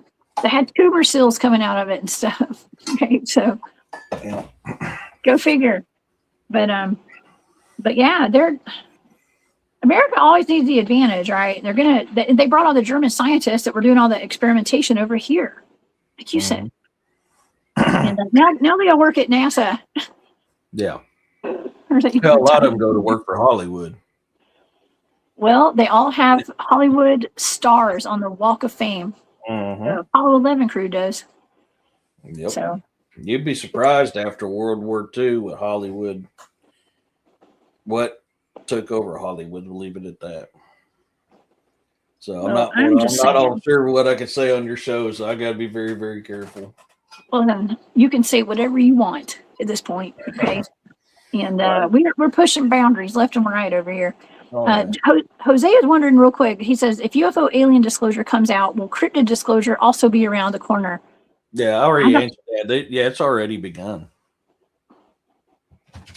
So, I mean, there's maps and stuff. Like, what is it? The U.S. I don't know if it's the U.S. Air Force or which department it is, which branch, but they have topographical maps that show Bigfoots as being dangerous animals. My infantryman's Bible. That's what we called it. It's our infantryman's book.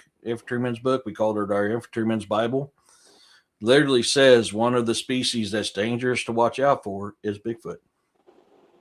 Now you're seeing a lot of states taking up on this Bigfoot stuff. You're seeing Bigfoot stuff on TV quite a bit. That's all soft disclosures. That's leaks. That's the drips. Look what happened with UFOs, and now what's came out with UFOs. You're slowly seeing that dripping. And the more it starts to drip, the more people get accustomed to it, the more it doesn't mess with your psyche. And then when it opens up, people be like, yeah, we knew that all the time. Why did it take you so long? Because that's why they're doing it. Because if they open the floodgates right off the bat, it's going to be anarchy. So they have to put it out in drips. And eventually the drips get bigger till it goes into a stream, until it goes into a full flow faucet. That's just how it works. Yes. And they depend on people like us probably to come out there and start talking about it and spreading the word to everybody, I guess. So I don't know. Nikos Halling says Aquino went to Germany to Himmler's Valhalla to cast spells. Wow. And Max Life, Love, and Learning says, Jess, I remember reading where they lowered somebody down into the hole. There's 2 holes that people got lowered down into, by the way. And it came back up with white hair and a look on their face like they seen pure evil. That was at Huska Castle. They did that, and they also did that at Mel's Hole. Yep. This is a 2-for-1. Okay. And that Russian hole they drilled, they capped it because of the screams and the demonic sounds that was coming from that hole they dug was unnerving. It was. So there's another one. Man, I would never listen. I will do some dumb stuff, but I'm not going to get lowered down into a hole like that. No, I can't see that. Yeah, that was at Huska Castle. I think they were using that as like a jail or something, if I remember correctly. And they were they would let prisoners commute their sentences or like get rid of, they didn't have to serve their time, but they would just volunteer to go down in this hole. Well, it's because they wanted to research it. So they didn't want to use their own people. Hey, we got prisoners. We'll forgive you of all your sins if you go down in this hole and report what you see. And what people did come back from that, you're exactly right. Their hair was all white and gray. And they were speaking nonsense, and they were speaking something that didn't even sound like modern languages. It messed with their psyche like big time. Oh, man. Yeah, it's not worth it. I don't know. Rot in jail the rest of your life or go lose your mind. I don't know. I'd probably lose my mind. Probably, I guess. I don't know. I'd take the chance in that instance. I would. But yeah, the one that was down at Mel's Hole, they lowered their buddy down into the neighbor or somebody came over and they lowered him down inside there, and he freaked out too. I think they were getting hit with radiation. That's what I think. I think they ran into something that has been kept a secret from us for a very long time, and they didn't have the right frequency to go through it, and that's what happened. Oh yeah, they didn't have the right frequency. That comes up quite a bit. Yes, Joe. What's this? Sons of Satan. I didn't know that's what that stood for. Yeah. Oh. We're told it stands for super soldier, but I kind of agree with him on that one a little bit. Or super soldier too. I could see super soldier as well. That was what you're always taught when growing up. That's what SS meant, it was Hitler's super soldiers. You know, they're elite of the elite. It was like they're like the front liners in the old days when you sat at the shield wall. The true warriors were on the front line. That's them guys. But yeah, I kind of agree with. I think it was probably more what he said, but you know, will we ever know? I don't know. We may never know. I don't know. I bet my son knows. My son knows everything about World War II, y'all. I don't know if y'all know. Actually, so he got an award. This is a little side. This is a little commercial break. So Ben, my son's Ben, y'all, and Ben got an award. It's really awkward sometimes going to these like award ceremonies with all the kids at the end of the year because the teachers are struggling to find good things to say about some of these kids. It's really sad. It's really funny, but sometimes they say too much. I think sometimes, but anyways, it's my own commentary. But when it came down to my son getting an award, every single year, they always compliment him on his history knowledge and how he teaches the teachers about history, like even unknown history and stuff. But it's mostly about the wars, World War I and II, and the Vietnam War, and so it's always fun. Like it never changes every year. It's always history. Ben is he's teaching the teachers, y'all. Yeah, and so I don't know.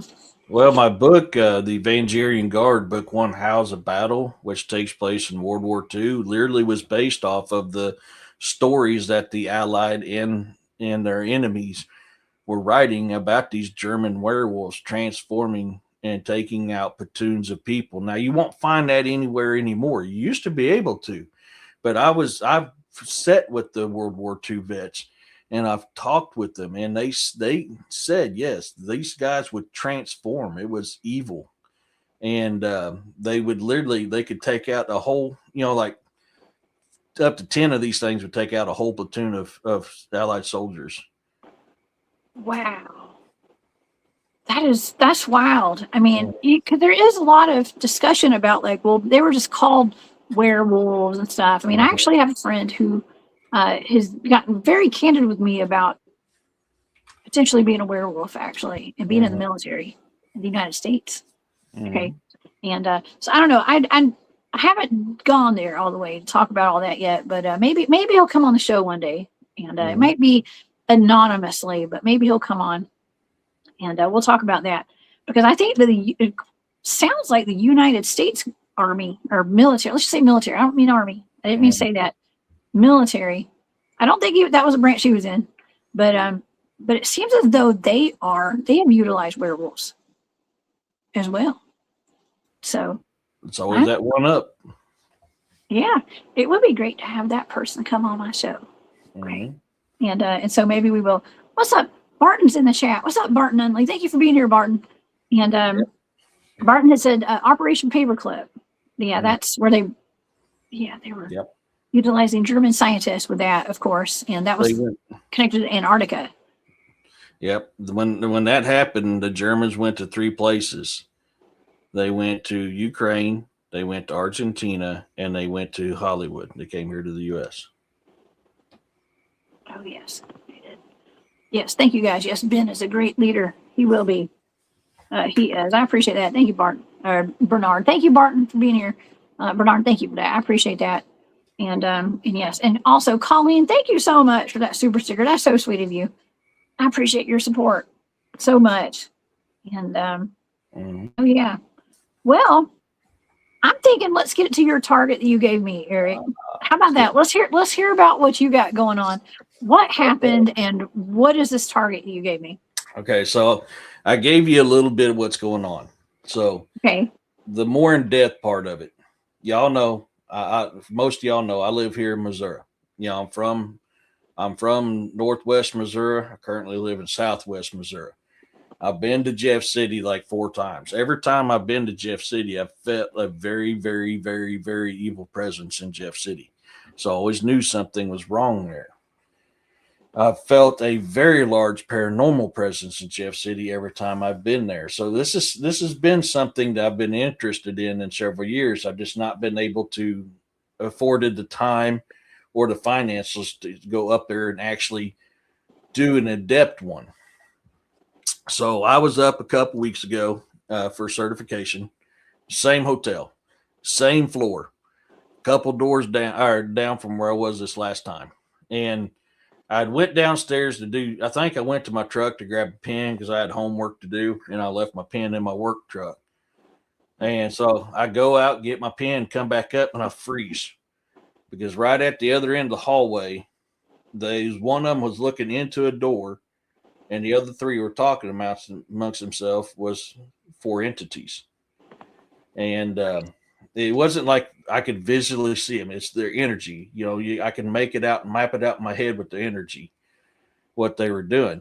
And I literally felt them as they looked and noticed, like, this guy sees us. And they started coming towards me. And I just kind of looked at them, was like, okay, I'm not worried about it. So I go back to my room. For the rest of the night, I had stuff being knocked around in my room, knocking going on in my room. These things were trying to communicate with me, and I didn't have my equipment with me. But I knew what was going on. It's not my first rodeo. I've dealt with this stuff pretty much my whole entire life. So, I come back, and that bugs me. Where at, Maximus? What tribes are originally from there? Oh, from Jeff City, you'll have the Chickasaw, the Kickapoo, Choctaw, Osage, Sioux, and Cherokee even went through there. That's just ones I could think of off the top of my head. But anyway, Osage was the predominant tribe here. Now that's a funny thing. Osage were actually giants. Oh, Back in the time when all this was going down, your average person was 5'4". Osage were between 6 and 7 foot tall. They literally was a tribe of giants for their time frame. My God. And that was Osage people. I'm like a giant almost compared to that. I'm bigger than 5'4". I am too. But so I mean, you have to consider this too. I mean, that was the predominant tribe here was the Osage. Very powerful, very fierce warriors, very, very strong. I mean, these guys were the cream of the cream. They eventually went into the Sioux Nation, but they were their own nation at one time. So, anyways, back to what I was saying. So this kind of bugged me. I was like, man, something's going on up there. And the evil presence that I'd felt had gotten stronger since the last time I'd been there. So I was like, okay, man, I know I'm going back up here on this date. I've got to bring my equipment. Well, me being me, I forgot to pack my equipment because I was rushing around. So all I had was my EVP. So I was like, man, I'm not going to do nothing. I don't have my computer, so I can't do an actual topic. So we're just going to talk on my show while I'm in the hotel room. I get about halfway to Jeff City. I was like, dude, I've got my EVP. I haven't done a live EVP session in forever on my show. So yeah, that's it. Yep. Yeah. That's it. That's it. That's it. So that's it right there. That second one, that's where I was at. Okay. So as I go up there, it's like, I'm going to do this. I want to do my live. I changed it up. I'm going to do my live. We're going to do an EVP session. So we get on there and we started off, and right from the beginning, all the way until I ended my show was nonstop activity. Multiple people talking, and I got threatened, and something came after me that was extremely negative. Very, very, very, very bad energy. And in fact, even somebody picked up on the portal, which was something that I was sensing too. And then once I did a certain little act that I was told to do, in the locations that I was told to do it at, the negativity stopped. But I had to force it out of my room. I had to literally force it out of my room while I was on live because it was overtaking everything. So I had to ban it from my room. And so a lot of people don't know when it comes to paranormal, a lot of times if you're in a haunted location, there's going to be an alpha and a beta that's in charge. Now that can be either paranormal, like very powerful ghost, or it's supernatural. In this case, it was supernatural. There was something very demonic there, very supernatural that was in charge of that location. I think it's the one that's been in Jeff City for a very long time. In fact, that's what another person was picking. Well, William Nighthawk was picking up on the same stuff. And this was stuff I was talking about. I said, I think this has been here for a long time. I think this is the problem here, is what this is. I've been sensing it every time I came here. It's only gotten stronger. So during the show, we're talking about it. I'm putting the puzzles together. I'm figuring things out. I was like, man, I need to pay more attention to this here because there's definitely something more going on here. So Max, paranormal is going to be ghost. Supernatural is like demons, fae, anything dealing with that type of stuff. That's a very good question because people confuse the two often. Paranormal and supernatural is completely different. 100% completely different. Paranormal cannot possess you. Supernatural can. They have powers. They have abilities. They're ancient. You have to be very, very, very careful around supernatural. That's why I was such on guard during my live, because I knew I was dealing with something supernatural there along with paranormal, and that supernatural was getting pissed. So Man, it was getting extremely violent. I mean, it was coming at me a lot. And so that's the point where I had to evict it. You know, of course, supernatural has to follow the laws of the creator. It don't matter what anybody thinks. They have to follow the laws of the creator. And so when I evicted it, I had to do it in the creator's name because that's the only way it's effective. So it kept trying to attack. It kept trying to come in the room after I evicted it. It was mad. And you can hear it on there. It was calling me names. It was getting upset. It was trying to get me to come out to where it was at. This is all during the live. I mean, you watch it, you'll hear it. This is all on there. To the point that I had to put another barrier up because it was getting so violent. And then once I put that second barrier up, that's when it stopped. oh my God. Yeah. That's wild. You know, Eric, I'm not a huge fan of going to stay at, I hate to say this, but like casinos and stuff, especially Vegas. I've been to Vegas and Reno. I had a great time, both places, but there's just something about some of the places that I've gone that I can feel I can feel the energy of like self-deletion. You know what I mean? Like people go in hotel rooms and they die there. And especially, you know, if somebody's super depressed, they lose all their money, they're going to go. Some people will go and end it all in these hotel rooms and stuff. They do. And so I pick up on it. I can feel it. I don't like it at all. Yeah, that's your gift of discernment. Everybody has the gift of discernment. Some people are more tuned into it than the others. Yes. And then some people purposely switch it off because they can't handle it. So, I mean, and I get it. It's scary. You say, oh, dude, your breath. Wow. Dude, that's foul. No. Oh, God, that's bad, dude. Where you been? Oh, sorry, guys. He burped in my face, and that was. Ugh. Did it smell like a swamp booger? I'm just kidding. Yeah, worse than a swamp booger. Oh, dude, that was rain. Swamp booger. That's a deer butt, y'all. In case you're wondering. Upside down deer butt. So, you know, as this goes on and I'm putting things together, I got done with the show, and as I was playing my outro, I was like, I got to have Jessica do remote view. So I'm playing my outro, and I call you up. I was like, hey, you know, you mind doing this for me? I got something going on here. I wanted to try to connect the dots and tie things together. So you're like, yeah, I'll do it. My God, when you gave me that information earlier, I was like,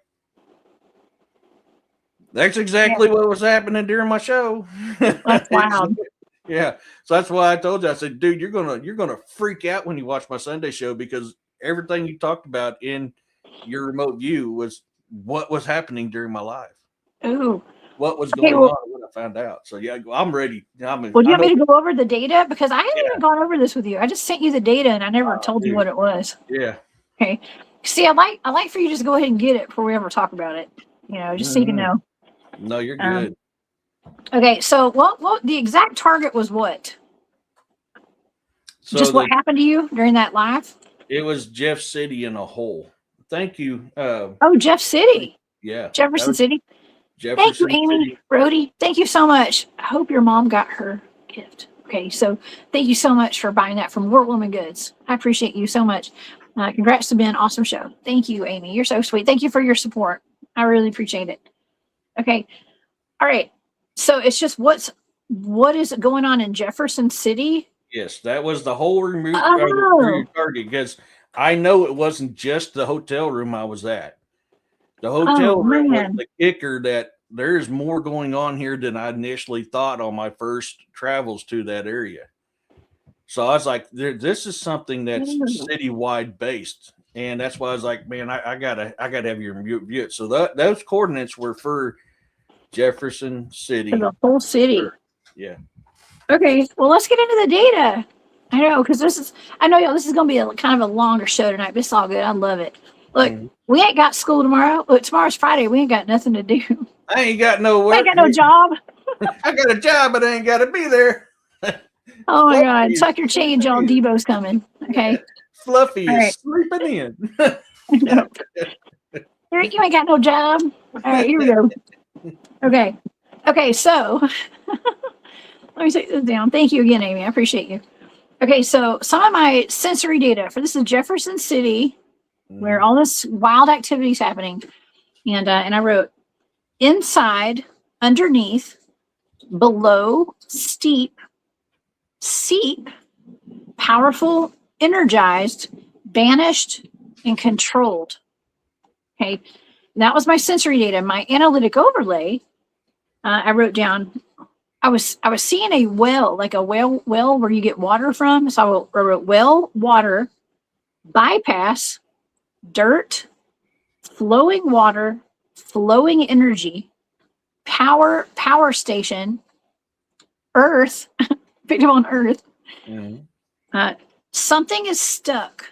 I wrote something is stuck. I was picking up on control, power trip, demonic. I wrote level up and level playing field. And for my stationary drawing, I drew this, and that could be seen as like a window, a tombstone, a cave entrance. I don't know. It could be a hat. I don't know what the hell that is. Okay, it could be burial chambers.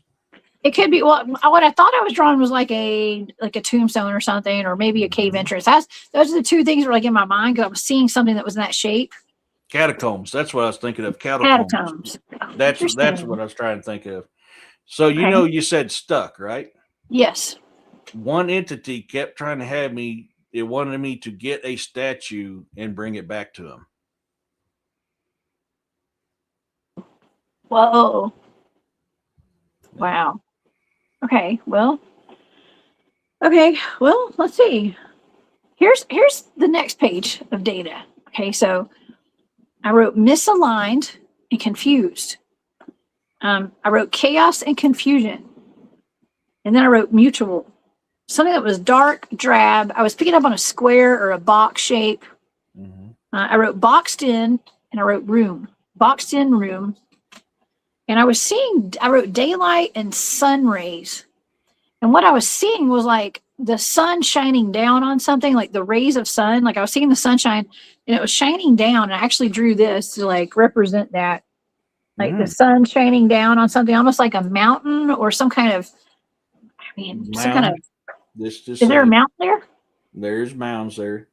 There is mound. There. Whoa, that's weird. Okay. So, and I was seeing like a laser, like I wrote laser point, because I was seeing like what looked like mean, it could have been like a DEW or something, but I thought I was looking at the sun like in a laser point, like down on a mountain or a hill. That's what I thought I was looking at. Okay. So I saw that. And then I wrote communication, some sort of communication. I started getting chest pain and I started feeling sick. Like while I was doing this, I wrote chest pain, hurting body. My body started hurting. Guess what? What? That was also brought up in EVPs. Was it? Mm-hmm. Is that the second time I wrote that? That was talked about. One of the entities was talking about having a stroke or being crushed. No way. I mean, I was literally feeling sick. Like there was something wrong with my body. That's another I one. said, Too. hurting body is what I wrote. Hurting body. Yep. Sick and being burnt was another one that was brought up quite often too. Ooh, I wrote down sickness for my analytic overlay. Okay. And so then I went to some of my sensory data was like gaining or gains. I wrote gains leveled. I picked up on a structure, something that had been torn down. I wrote a torn down structure, something historical. And I wrote historical marker. I was seeing a historical marker. So there's a lot of history of wherever I was at. I wrote historical marker. In fact, if I remember right, as a kid, I believe they tore down some of the pyramids to make either the Capitol or some of the buildings in Jeff City when they tore down the pyramids. Oh. Ooh. Well, I wrote down old, ancient, and historical. Mm-hmm. And then I wrote down Civil War with a question mark beside it. Mm-hmm. So I don't know what kind of significance the Civil War has for that area, but we were a border state, and some of us were Yankees, and some of us were Southern. Most of us were for the South, but places like Jeff City, St. Louis, Kansas City, they were pro-Union. oh God, a state divided. Mm-hmm. A state divided, brother against brother. Wow, that's wild. Mm-hmm. Okay, so I wrote down Civil War question mark and a ghost. Mm-hmm. Pick up on a ghost, and then I wrote rowdy and begging. Rowdy and begging is what I wrote down. And they need attention. Whoever this ghost is, it needs attention. Yep. And then I ended the target right there because it was like getting annoying, and I knew that whatever it was like going to start bugging me. So I didn't want to really make contact with a low vibrational entity. So I ended it. Yeah, that's probably good. I had that supernatural entity was hanging over my left shoulder, watching the chat, commenting about it, and was also trying to push me and kept bugging me to go outside. It kept wanting me to go outside. And I was like, no, I'm not doing that. I just knew if I did, something bad was going to happen. So I told him, no, I can't do that right now. I've done told you before. Now stop, stop. I'm not doing it. To the point that I had to just start being more firm with it because it would not quit. Oh yeah, they need attention. Mm-hmm. It needs attention, and rowdy and begging. That's really cool, though. That's cool. I definitely picked up on some of the stuff that you were covering, apparently, and so that's good. So, and but I did write demonic in there too, though. Man, we'll worry about that. That's the feeling I got too. I was like, man, I hope I'm wrong. But that's a feeling I've had in Jeff City for years. There's something demonic has taken root there. And I was like, man, I've got to be wrong on this. I can't be correct. But no, I can't deny what I felt every single time. And then your data supports it too. So then I was like, oh crap, dude. When I seen that in the data, I was like, I knew it. Why did I try to tell myself no? That's what I get for hopeful thinking. Oh my gosh. Well, okay, so the big part of that target too, like I don't know if I mentioned this to you before the show tonight, but the big part of it was like when I first got into that target, I was seeing water flowing under a house or water flowing under a structure of some sort, and like a well was underneath it. And it reminded me of like, I know my mom's house has a well underneath it. Okay. And so there are houses and structures that are built that have wells underneath the house. And I think some of those may be more prone to being haunted. Yep. And that's what I was picking up on was like something that had water running under it, which caused it to be more haunted or have more energetic activity when it came to the unseen forces and, to the other densities. So Yeah, and there's a lot of underground rivers and streams all through Missouri. Jeff City is not secluded from that. There is underwater rivers and streams even under Jeff City. There was wells back in the old days where you got water. Oh, dude, you did it again, dude. Come on, you're rude. Ugh, damn, I tasted that one. That's it's a bad. swamp booger. You got a swamp sorry. booger. Just Sorry, choke. folks. Oh my God, You just that was choked. bad. Oh man. Ah. You know, they should make like a mouth spray for dogs. Oh, Just I need something. after they've been licking their butts all day, just spray a little spritz in their mouth. That is bad. Antibacterial. Get some antibacterial. He's not been Smells that. like mint. He's don't get that bad very often, but man, that one was. Ugh, I tasted that one. That was nasty. Look, for the podcasting audience, you guys need to go watch this. It's actually quite entertaining watching Eric sniff his dog's breath. I'm just saying. No, I'm not doing it. He's doing it in my face. He's like, "Hey, dude." Blah. Yeah. That's funny. He's got to get his 10 seconds of fame on the internet. Oh, he's cute. He's my buddy. He's cute. He's just being a butthead right now because he's mad because I was gone for a week. Oh man. Well, he's a cutie. I'm glad he made it. I'm glad he made an appearance. But Yeah. are you going back to that hotel anytime soon? Like, are you gonna go back and stay there? What you doing? I don't have plans yet, but I need to probably look into Jeff City some more. And I've had this pulling to do so for a very, very long time. But I knew that what's there. I don't know. I was like, man, am I prepared to deal with it? 'Cause let's face facts, folks. I've dealt with supernatural most of my life. I've dealt with paranormal, with cryptids, my whole entire life, all over this world. I may be a hard-headed jarhead that will rush into a lot of stuff head first without thinking twice. Dealing with supernatural, I'm extremely cautious. And that's part of the reason why I wanted the remote view done, because I wanted to know what I'm getting into if I go back up here. Because I've got to get the right protections made. I've got to get myself right. You do not go into a supernatural area, demonic especially, without being prepared, because bad things will happen, folks. I've been on paranormal investigations where I've done my initial investigation of the place to get an idea of what I'm dealing with. And that's kind of part of what I did Saturday was me doing an initial investigation to try to get a feel for what's here. And I've had times where it seemed like it was just a regular paranormal haunting. So I just grabbed stuff I needed to protect myself from that, which is with paranormal, you don't need a whole lot. There's not a whole lot you need to protect yourself from paranormal. Now, you're dealing with anything, that's probably the weakest you're going to deal with is paranormal. They're very, very easy to contain. They're very, very easy to ward off.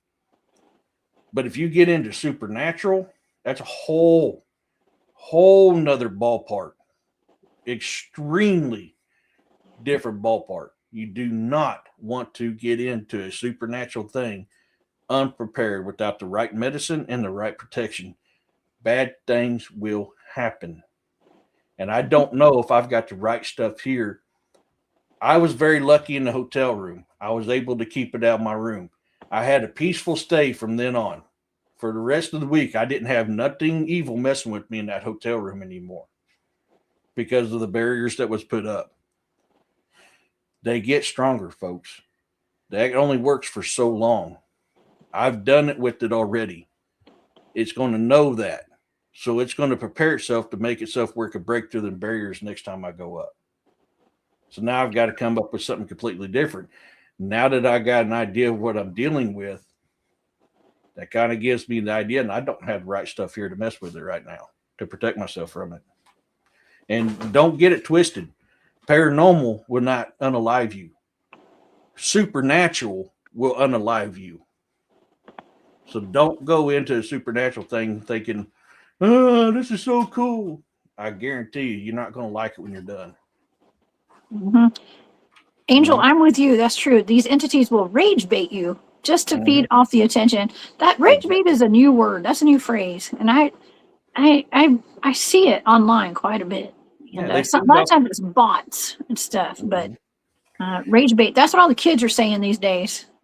Yeah. And don't let anybody rage bait you into flipping your lid, blowing your lid, whatever you call that. They feed off of negativity and fear. And if you go in there with fear, you go in there with negativity, dude, you just became their buffet. Yeah. Sovereign, I see your comment. That's funny. Yeah, don't rage out, y'all. Don't rage. I mean, I don't know. Yeah. I don't know. I just see, yeah, I try to not entertain ghosts and stuff. Like if I feel a bad feeling, I just like mentally, spiritually try to block it all out and just like protect myself and put like an energetic shield around me. And that's why I'm not a huge fan of like staying at random hotels and stuff, but I do because I do travel a good bit. You know what I mean? And but yeah, I pick up on all the energies at places like that. And it's just for empaths, it's difficult to sleep in places like that where there's so much energy there. And I mean, you don't know what all's happened in those rooms. You know what I mean? And so you pick up on that stuff. Oh, you do. Rhodey has a question, and it's one I want to answer because I'm glad she asked this. A lot of people don't know this. And thank you for asking that, Rhodey. And yes, there is ways to protect yourself from it. So the first thing you want to do is like what I did during the live. You want to evict it from the area. Like I said, and by the law set by Yahuwah and Yeshua, you must leave. You do not have permission to be here. You cannot be here. That's Get off my lawn. Yeah, pretty much. Yeah, get off my lawn. Get off my lawn. That is the first step. The key word is by Yahuwah and Yeshua's law. That's in common tongue, God and Jesus's law. In the law set down by God and Jesus, you cannot be here because I don't want you here. Be gone, basically. So like you'll see me. That's when it's really getting forceful during that live. That's what I did. This whatever was there was pretty powerful, and it kept coming back. It couldn't come in the room because they did not have my permission to be in that room, but it kept coming from different sides trying to come in. That's when I had to put up a second barrier, which was the circle with the dot that I had to do, because it was trying very, very hard to break through that barrier and come in. It was not happy with what I was doing and the fact that I have power over it. And it knows that because I am under Yahuwah and Yeshua's law. So, and that's the thing, like when you're dealing with the gift of discernment, a lot of times that fear you're feeling, that's not your fear. That's their fear, especially if you know how to handle yourself with them. They fear you. Supernatural and paranormal both fear you because you can't. I called it evicting. I'll evict you. During the live, it knocked my phone over right at the beginning of my live. And I told them, don't be doing that again. And it said, okay. Basically, it said, okay. I can't remember the exact words, but it said, okay. And it never knocked my phone over for the rest of the night or the rest of the time I was there. You know what you did? You know what you did? You gave it a circle, circle, dot, dot. Now it got its cootie shot. Heck yeah. That's what you did. So once you get That's genius. Yeah. Once you get it evicted from that area, the best thing you can do afterwards is you need pure sea salt and you need wrought iron. And you'll start putting your border around your entryways of your home with the sea salt.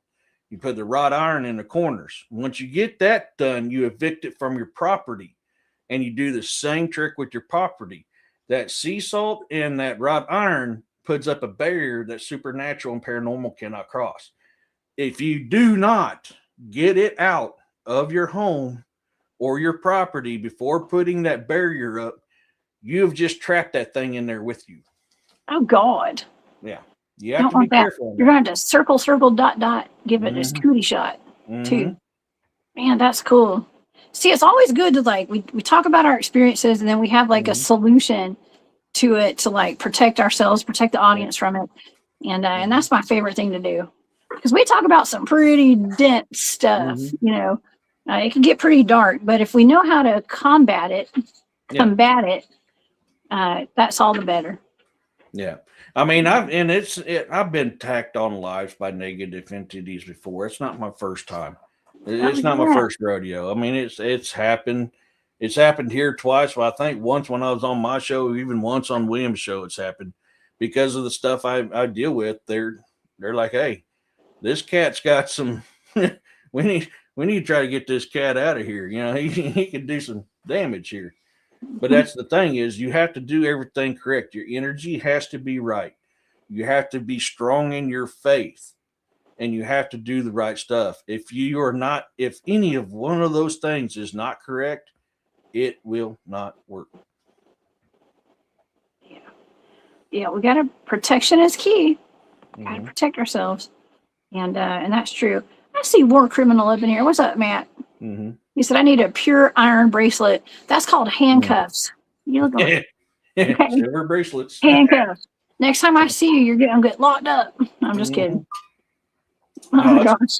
it has to be pure iron. I mean, if it's not, it won't work. But look at it this way, folks. For years and years and years, cemeteries were surrounded by wrought iron fences.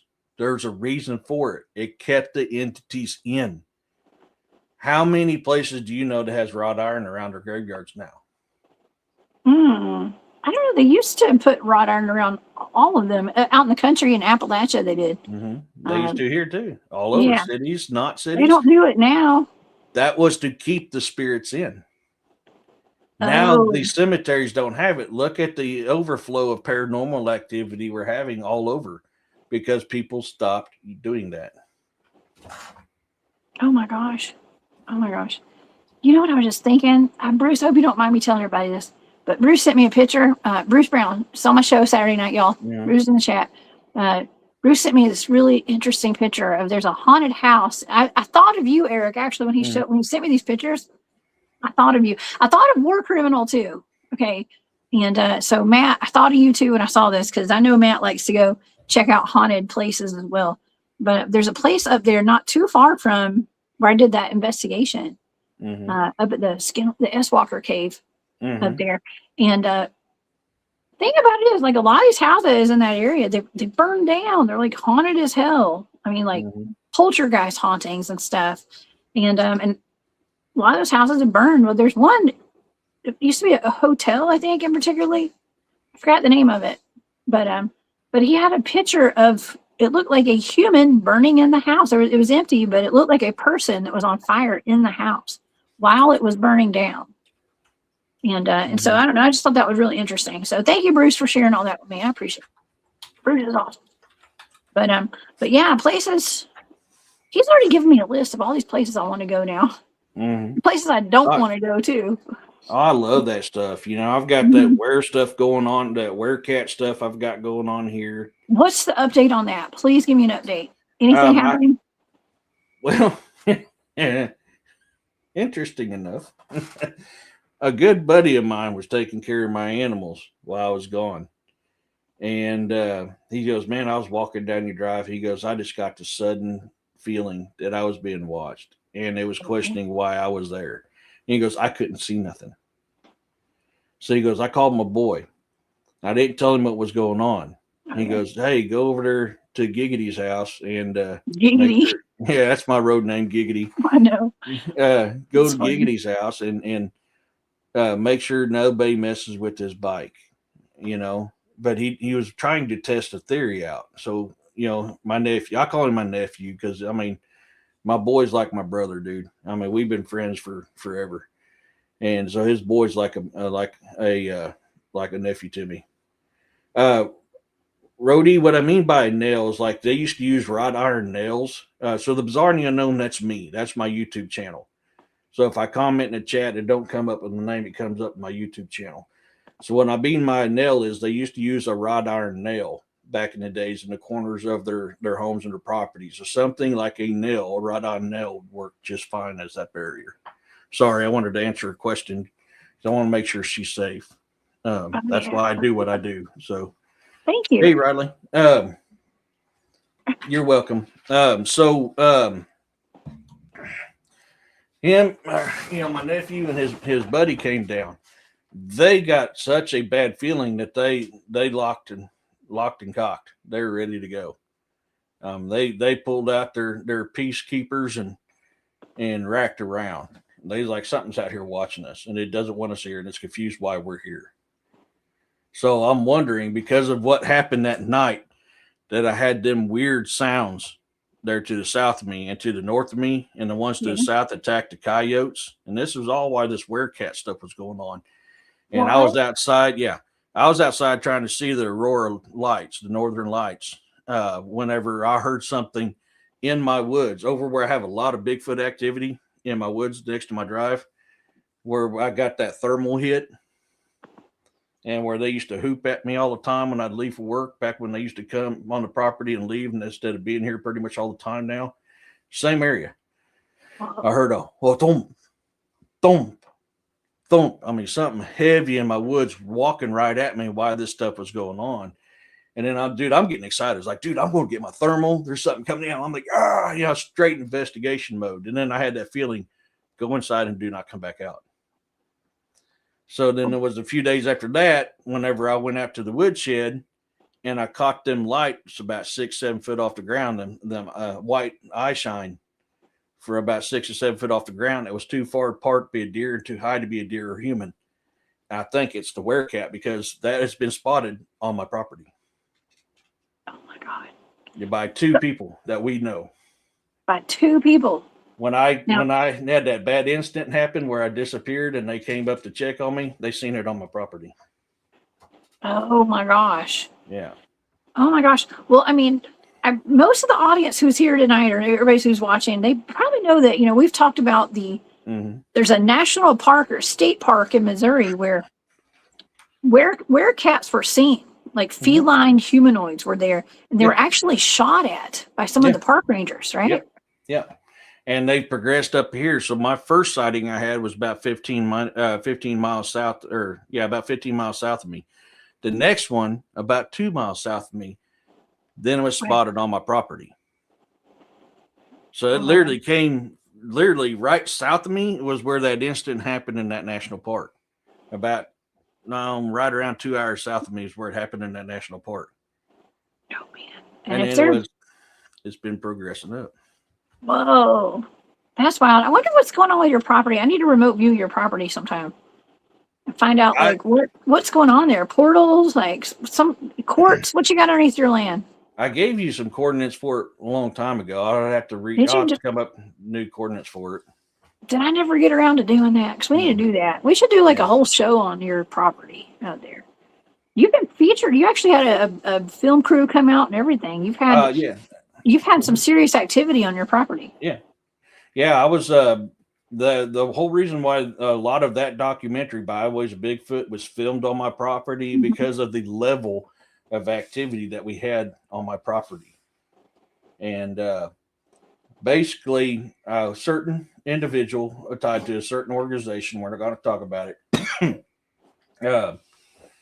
thought I was full of crap until he came out here. Oh yeah. Yeah, and he had a different change of mind after that. Oh man, I mean, you've had paranormal activity while you've been live on air before plenty of times. And that's just in your house. Oh, you'll see elementals every now and then. You'll see elementals fly on me. You'll see figures walk around me. I live with these things, and I always tell the ghost, look, be kind. You ain't gonna have an issue. But if you act up, I will evict you. And every now and then you'll hear something getting played with, and I'll tell it, stop or I'm going to evict you. Yeah, don't do so that. Then it usually stops. When they're not climbing ladders on your porch and getting on your roof and all that was Bigfoot. That was Bigfoot. That was the juvenile Bigfoots. I had that wolf owl. You and me had done a show on my live on my show. and we were talking afterwards, and I was telling you about that really loud wolf howl that I keep hearing every now and then. It's so loud that I can hear it over the surround sound system in my home. And I went outside after talking to you backstage on my channel. I went outside of the woodshed to grab some wood, and I'm like, man, I'm just going to be out there for a couple minutes, getting an armload of wood, throwing the wood stove. So I went out in nothing but my tennis shoes, my shorts, and a hoodie. That was it. And I go out there, and I'm coming back, and all of a sudden, in the woods to the north of me, heard a woman. Oh fuck! Here it is again. You know, and it was like a split second later. I mean, close as hell to me was a crap ton of coyotes just going berserk, and I'm stuck right in the middle with an armful of wood, going, dude, am I in the middle of a turf war? So I came inside, I threw the wood in the stove and grabbed my parabolic mic. I'm calling. It's like, dude, you ain't gonna guess what happened. He's like, dude, get the parabolic mic. It's like, I'm trying, but it ain't got no batteries. And I'm trying to find a screwdriver. Finally find a screwdriver, get the batteries put in. And I set my parabolic mic out facing north, trying to catch that wolf howl. And what I caught, folks, I think it's episode 56, I do the reveal. What I caught wasn't a wolf. But everything I've said I've heard out here when it's dealt with Bigfoot, I caught that night. Whoa. And that was, you heard the chatter, you heard them speaking Lakota, you hear them speaking Cherokee, you hear the howls and the roars and the whoops. You can hear the chitter. You can hear them walking around outside my house, out in the grass. You hear them playing with stuff on my porch. You hear them climbing up my ladder. You hear them walking on the roof of my porch. I remember she said Shanti or something like that. Shante. That woman's voice. Yep, that's Lakota. Shante means calm yourself, and that's the first part of the Lakota lullaby. Shante waste hochte da giashtima. Very first word, Shante. Calm yourself. Oh man. Yeah. I've seen it. I've been there. I have watched you as you've experienced it. Oh, dude. Yeah. Yeah, I get them tapping on my window. I mean, and that's the funny thing too. Down my old trailer, I kept saying, it's like, man, I have a feeling these things are watching me through my bedroom or my living room window. When I'm sitting in my fat guy comfy chair and I had my TV up on the wall above that window, I was like, I swear there's something watching me through that window. And my instincts went to, it's my guest, which when I talk about my guest, that's the Bigfoot. I've got a lot more than that around here. My guests are my Bigfoot. I've always had very peaceful encounters with them. And then when we done that documentary, the best footprint we found, and we couldn't cast it because we didn't have the right stuff to cast it on the incline. Guess where that footprint was going? Where? Right up to that living room. To that window? Yep. They're always watching you. Yep.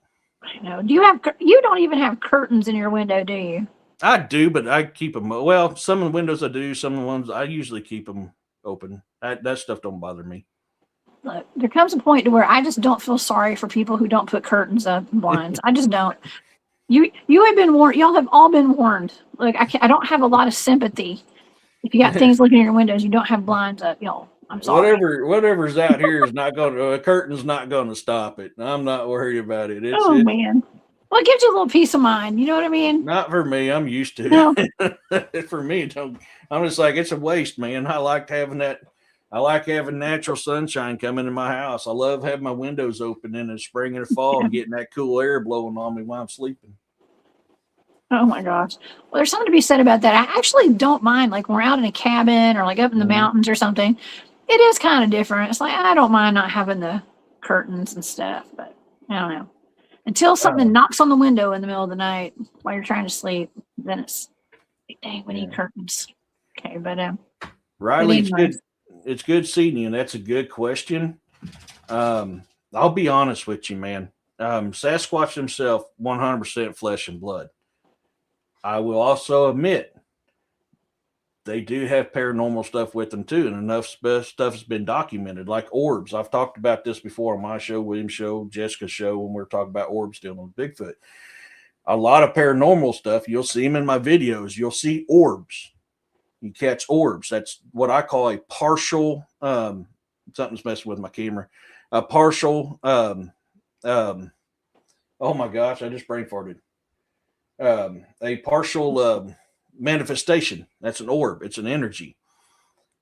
Bigfoot have souls too, and I'm a firm believer that Bigfoot have ghosts as well.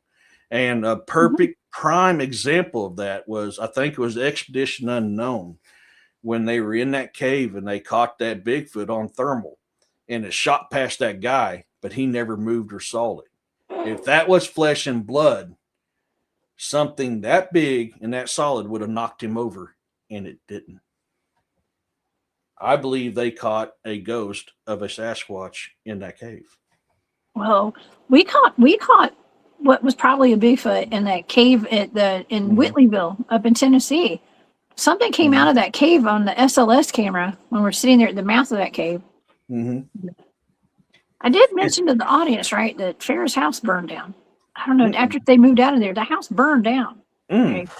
And we found out, Bruce told me that there was a woman who was unalived right before Farrah. I don't know if I sent Farrah a message today. I don't think she wrote me back. But I was like, Farrah, did you know that somebody died in your house right before you moved in? So, but anyways, it explains all that paranormal activity. I think a lot of it.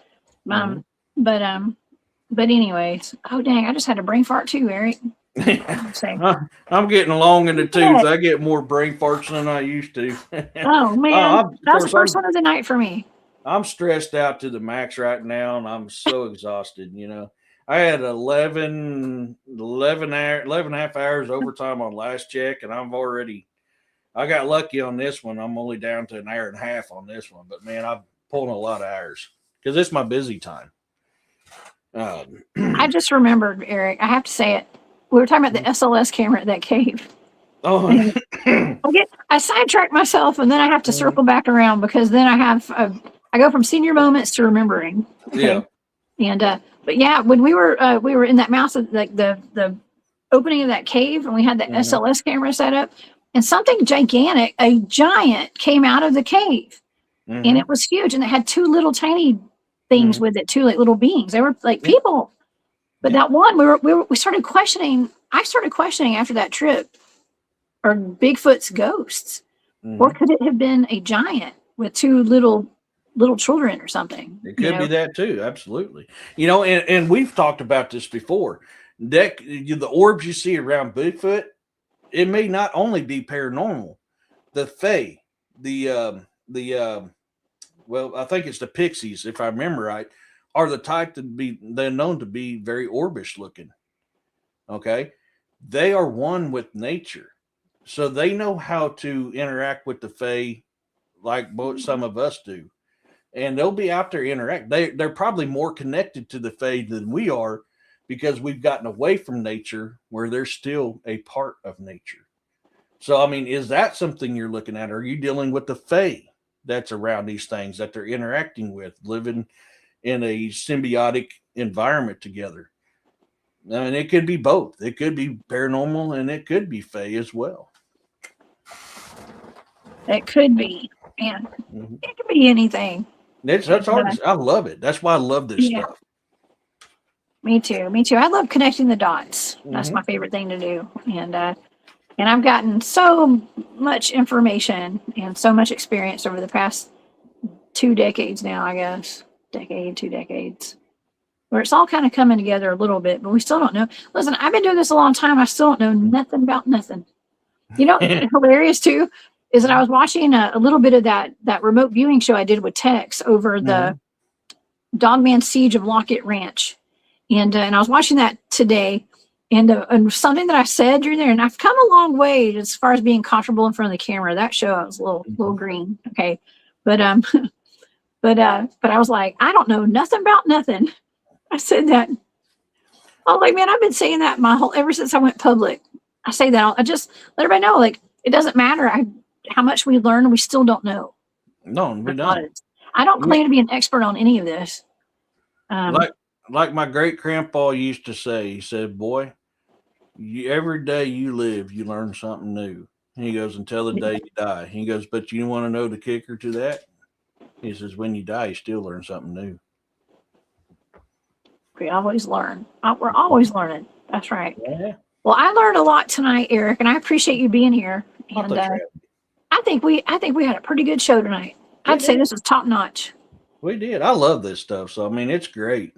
I'm sorry I'm so tired, but man, I was like, yeah. Before I forget, if I remember right, didn't you have something about burning in remote viewing too?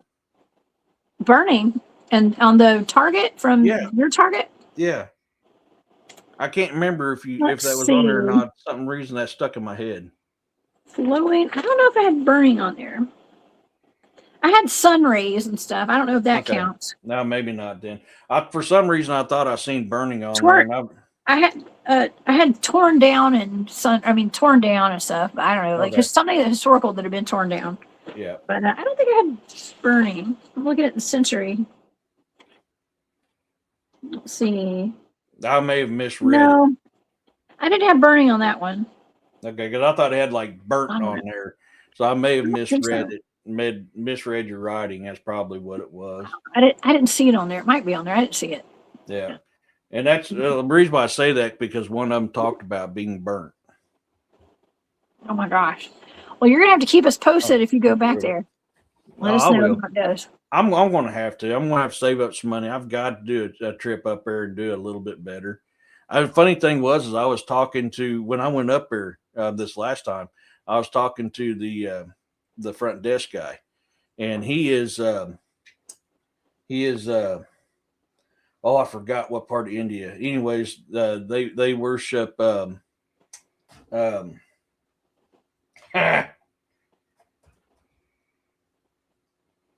I forgot now. Anyways, he was very impressed because I knew.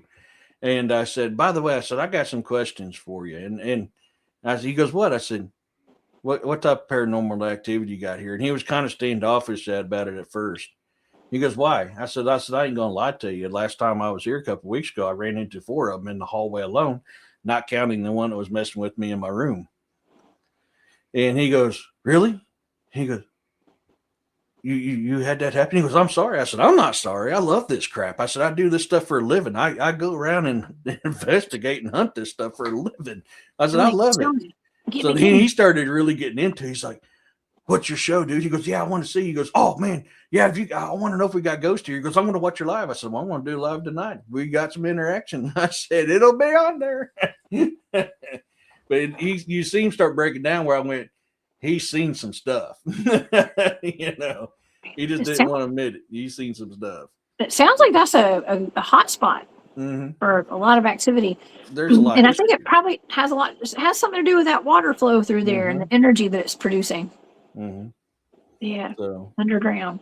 Thank you, Rhodey. By the way, I didn't know if I said that or not, but yeah, no, there is, and you know, I've said this before. You know, limestone, flowing water. All that is a very, very big superconductor for paranormal activity. If you got one of them, you're going to have a lot of activity. If you got both, you're going to have a hell of a lot of activity. Okay. Oh, yeah.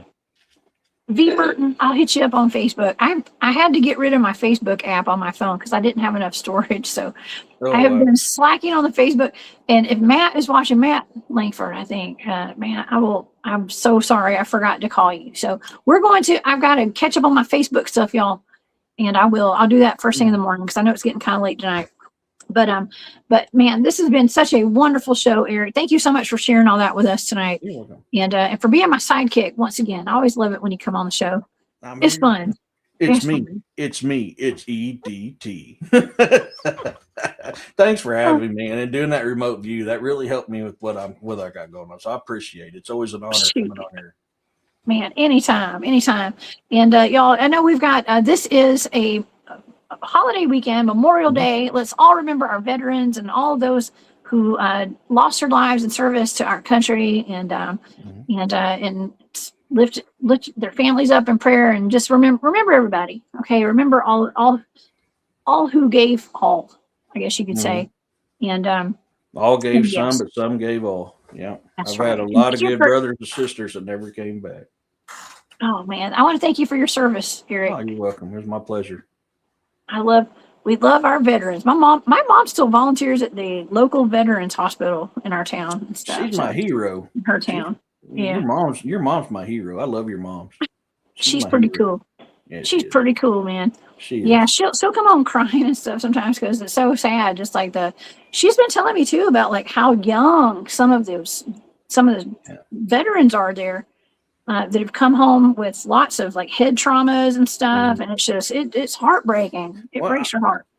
people and people don't understand.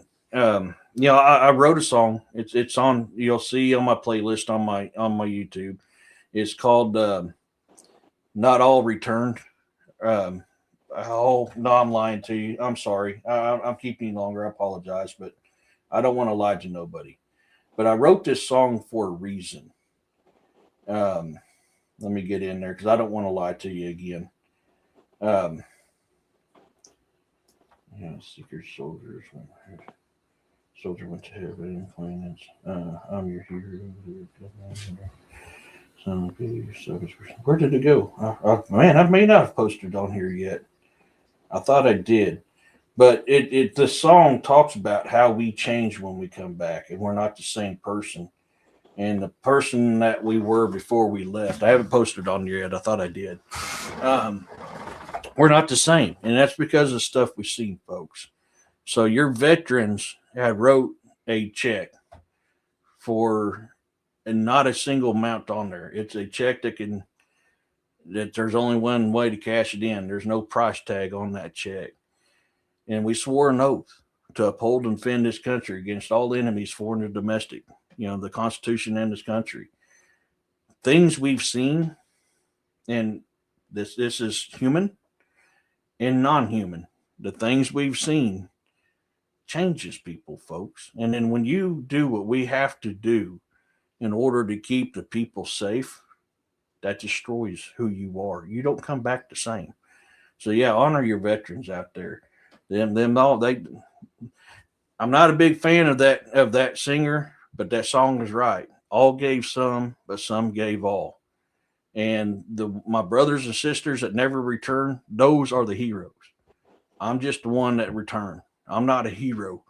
They are the heroes. And remember our fallen. Our fallen, cash that check in for you guys. So remember Absolutely. our fallen. Oh, yes. Yes, y'all. And I hope everybody has a really safe and very safe and fantastic weekend. Mhm. And Eric, where can people find you? Tell everybody about your books, too. Yeah. Eric is an author, y'all. Y'all know. I dabble. He dabbles in books. I've got 8 books currently released. I'm working on several others right now. My Saga Grimson book 1, Black Death. Book 1, The Beginning. Saga Grimson book 2, Black Death. Those are my historical fiction cryptid horrors. That is Norse base. I also have another one that's a historical fiction that is a prequel to the Saga Grimsons, which is called Vangerian Guard, Book 1, House of Battle, which takes place in World War II. I have modern cryptids out there. The one that takes place in Pineville, Missouri, called Beast of the Ozarks. There's 2 editions to that. There's an expensive edition and a cheap edition. The expensive one has the one in red. That's your expensive edition of Beast of the Ozarks because that has colored artwork that I created just for that book. The version of that in gray is your cheaper one. The Reign of Draugr, Dawn of Armageddon takes place 2019 in St. Joe, Missouri. That's another modern day horror. Then I've got my Viking Age. That's another historical fiction that I got. The Dolphs is a Mountain Man series that I have that pays homage to Louis Lamar, the first author that I ever loved to read. And then I have my sci-fi there. And Einherjar Yar, book 1, Emergence, which is my sci-fi one. So you can find my books on Amazon. So please, if you go to amazon.com/author/Ed Testerman, follow me on my author's fan page. Anytime I release a new book, it'll let you know. Rate and comment my books, folks. Help get my folks out to everybody. Most of my books, but 2 of them are available on audio as well. But I struggle with writing. I'm dyslexic. Talking, spelling, reading is very hard for me. I have programs, so I'm not going to lie to you. You're not going to get no Stephen King novel. I'm not Stephen King. I'm ED, But I have programs that helps me to write because of my dyslexia.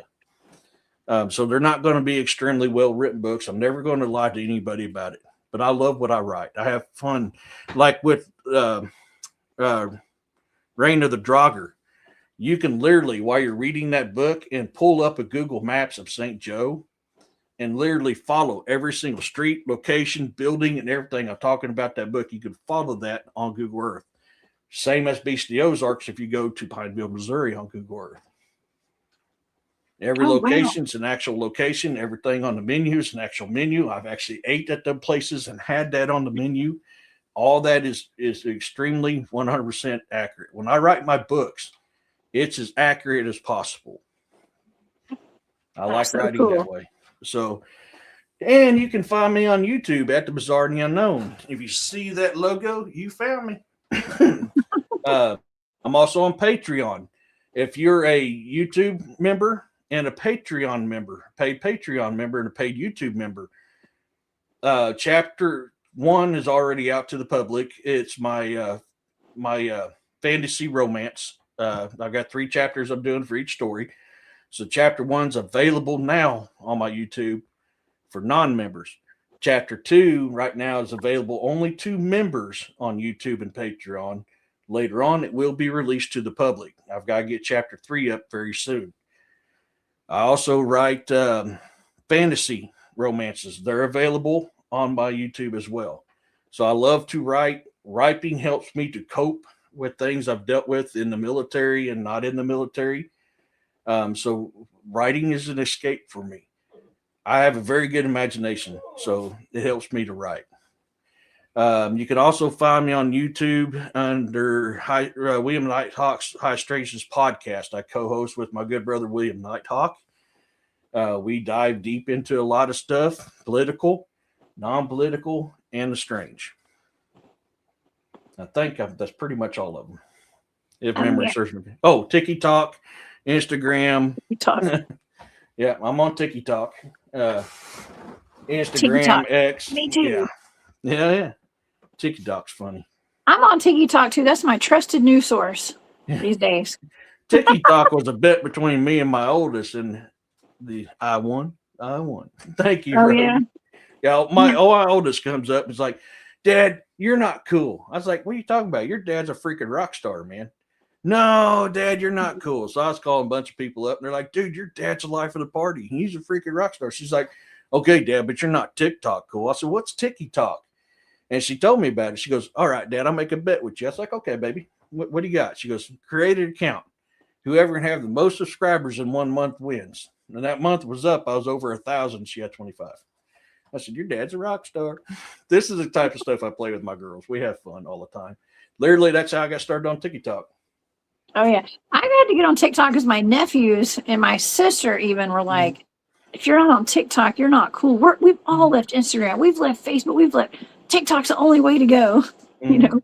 So they made me they kind of shamed me into getting on TikTok a little bit. Yeah. So, but I love it now. I like it. So I'm not on there as much as I used to be, but I like to promote my shows and my books on there. Like when I create my book commercials, I put that on TikTok. I've started trying to do lives on my campfire chats that I have every Saturday night. I've been trying to do them on TikTok too, which is fun because I can't have both screens. So I got to have my iPad up while I'm doing it. But yeah, I'm trying more things. I'm getting out there. We're getting there. Mm-hmm. I know. MySpace, I'm just like an old lady sometimes. I remember MySpace. Remember Tom? Was it Tom that was on MySpace? Yeah. That one guy. He was friends with everybody. God, to be Tom. Tell you what. But no, we have a lot of fun. I am recording my investigations when I go and do them now. You will find them on my YouTube. I spent years not doing that.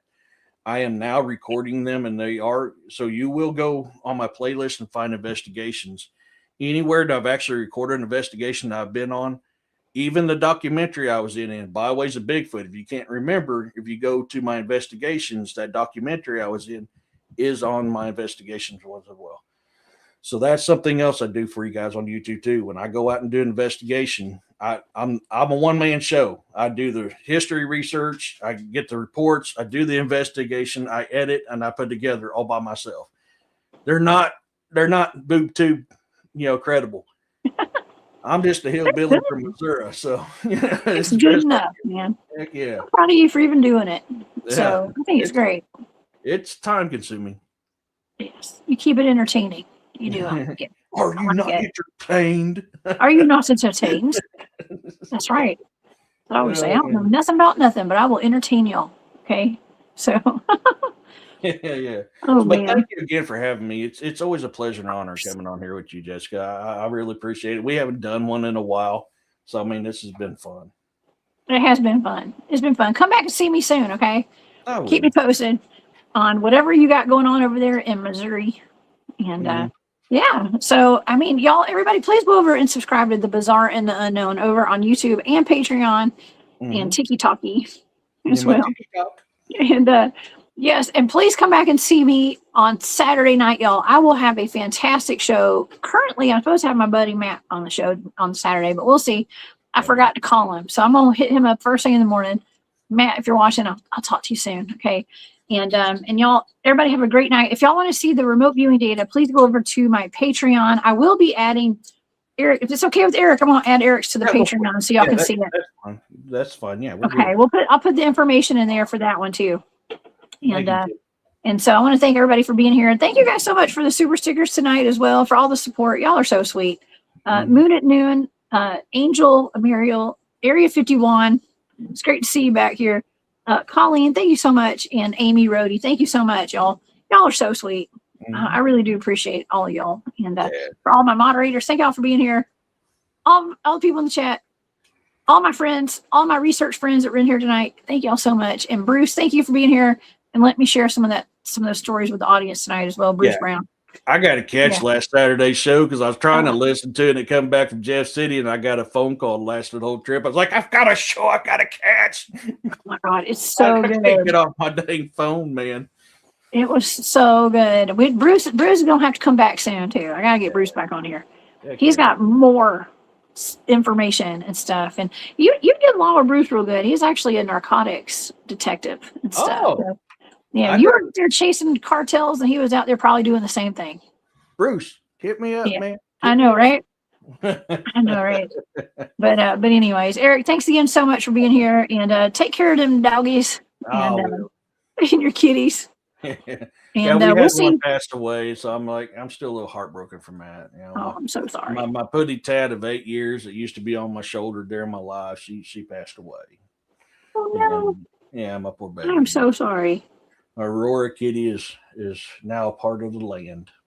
Oh no! Across the Rainbow Bridge. Oh, it's so sad. They're like part of they're people too. They are. Oh my God, yeah. She was my baby. People used to comment, I've never seen a cat hug a person because she would literally lay on me and hug me during the show. And so I mean, I miss her. So I apologize to anybody who's used to seeing baby Aurora Kitty on my shoulder. It's not going to happen no more. She passed away, sadly. Oh, we love our babies, and we love seeing all your babies, Eric. It's one of the highlights of having you on the show. There's lots of highlights, but we love your animals. Yeah, they for are, sure. But peace, love, and blessings, everyone. Appreciate every single one of you guys. You guys are awesome. Well, happy Memorial Day, y'all. Please be safe out there. Remember our veterans, those who gave all this weekend. And meet me back here. I will be live on Saturday night, so come back and see me then, and we'll see you over on your channel too, Eric. All right. Y'all have a great night. Please be safe out there. Don't live in fear. Live in awareness and keep your head on a swivel. All right, y'all. Good night. See you, Eric. Bye. See you.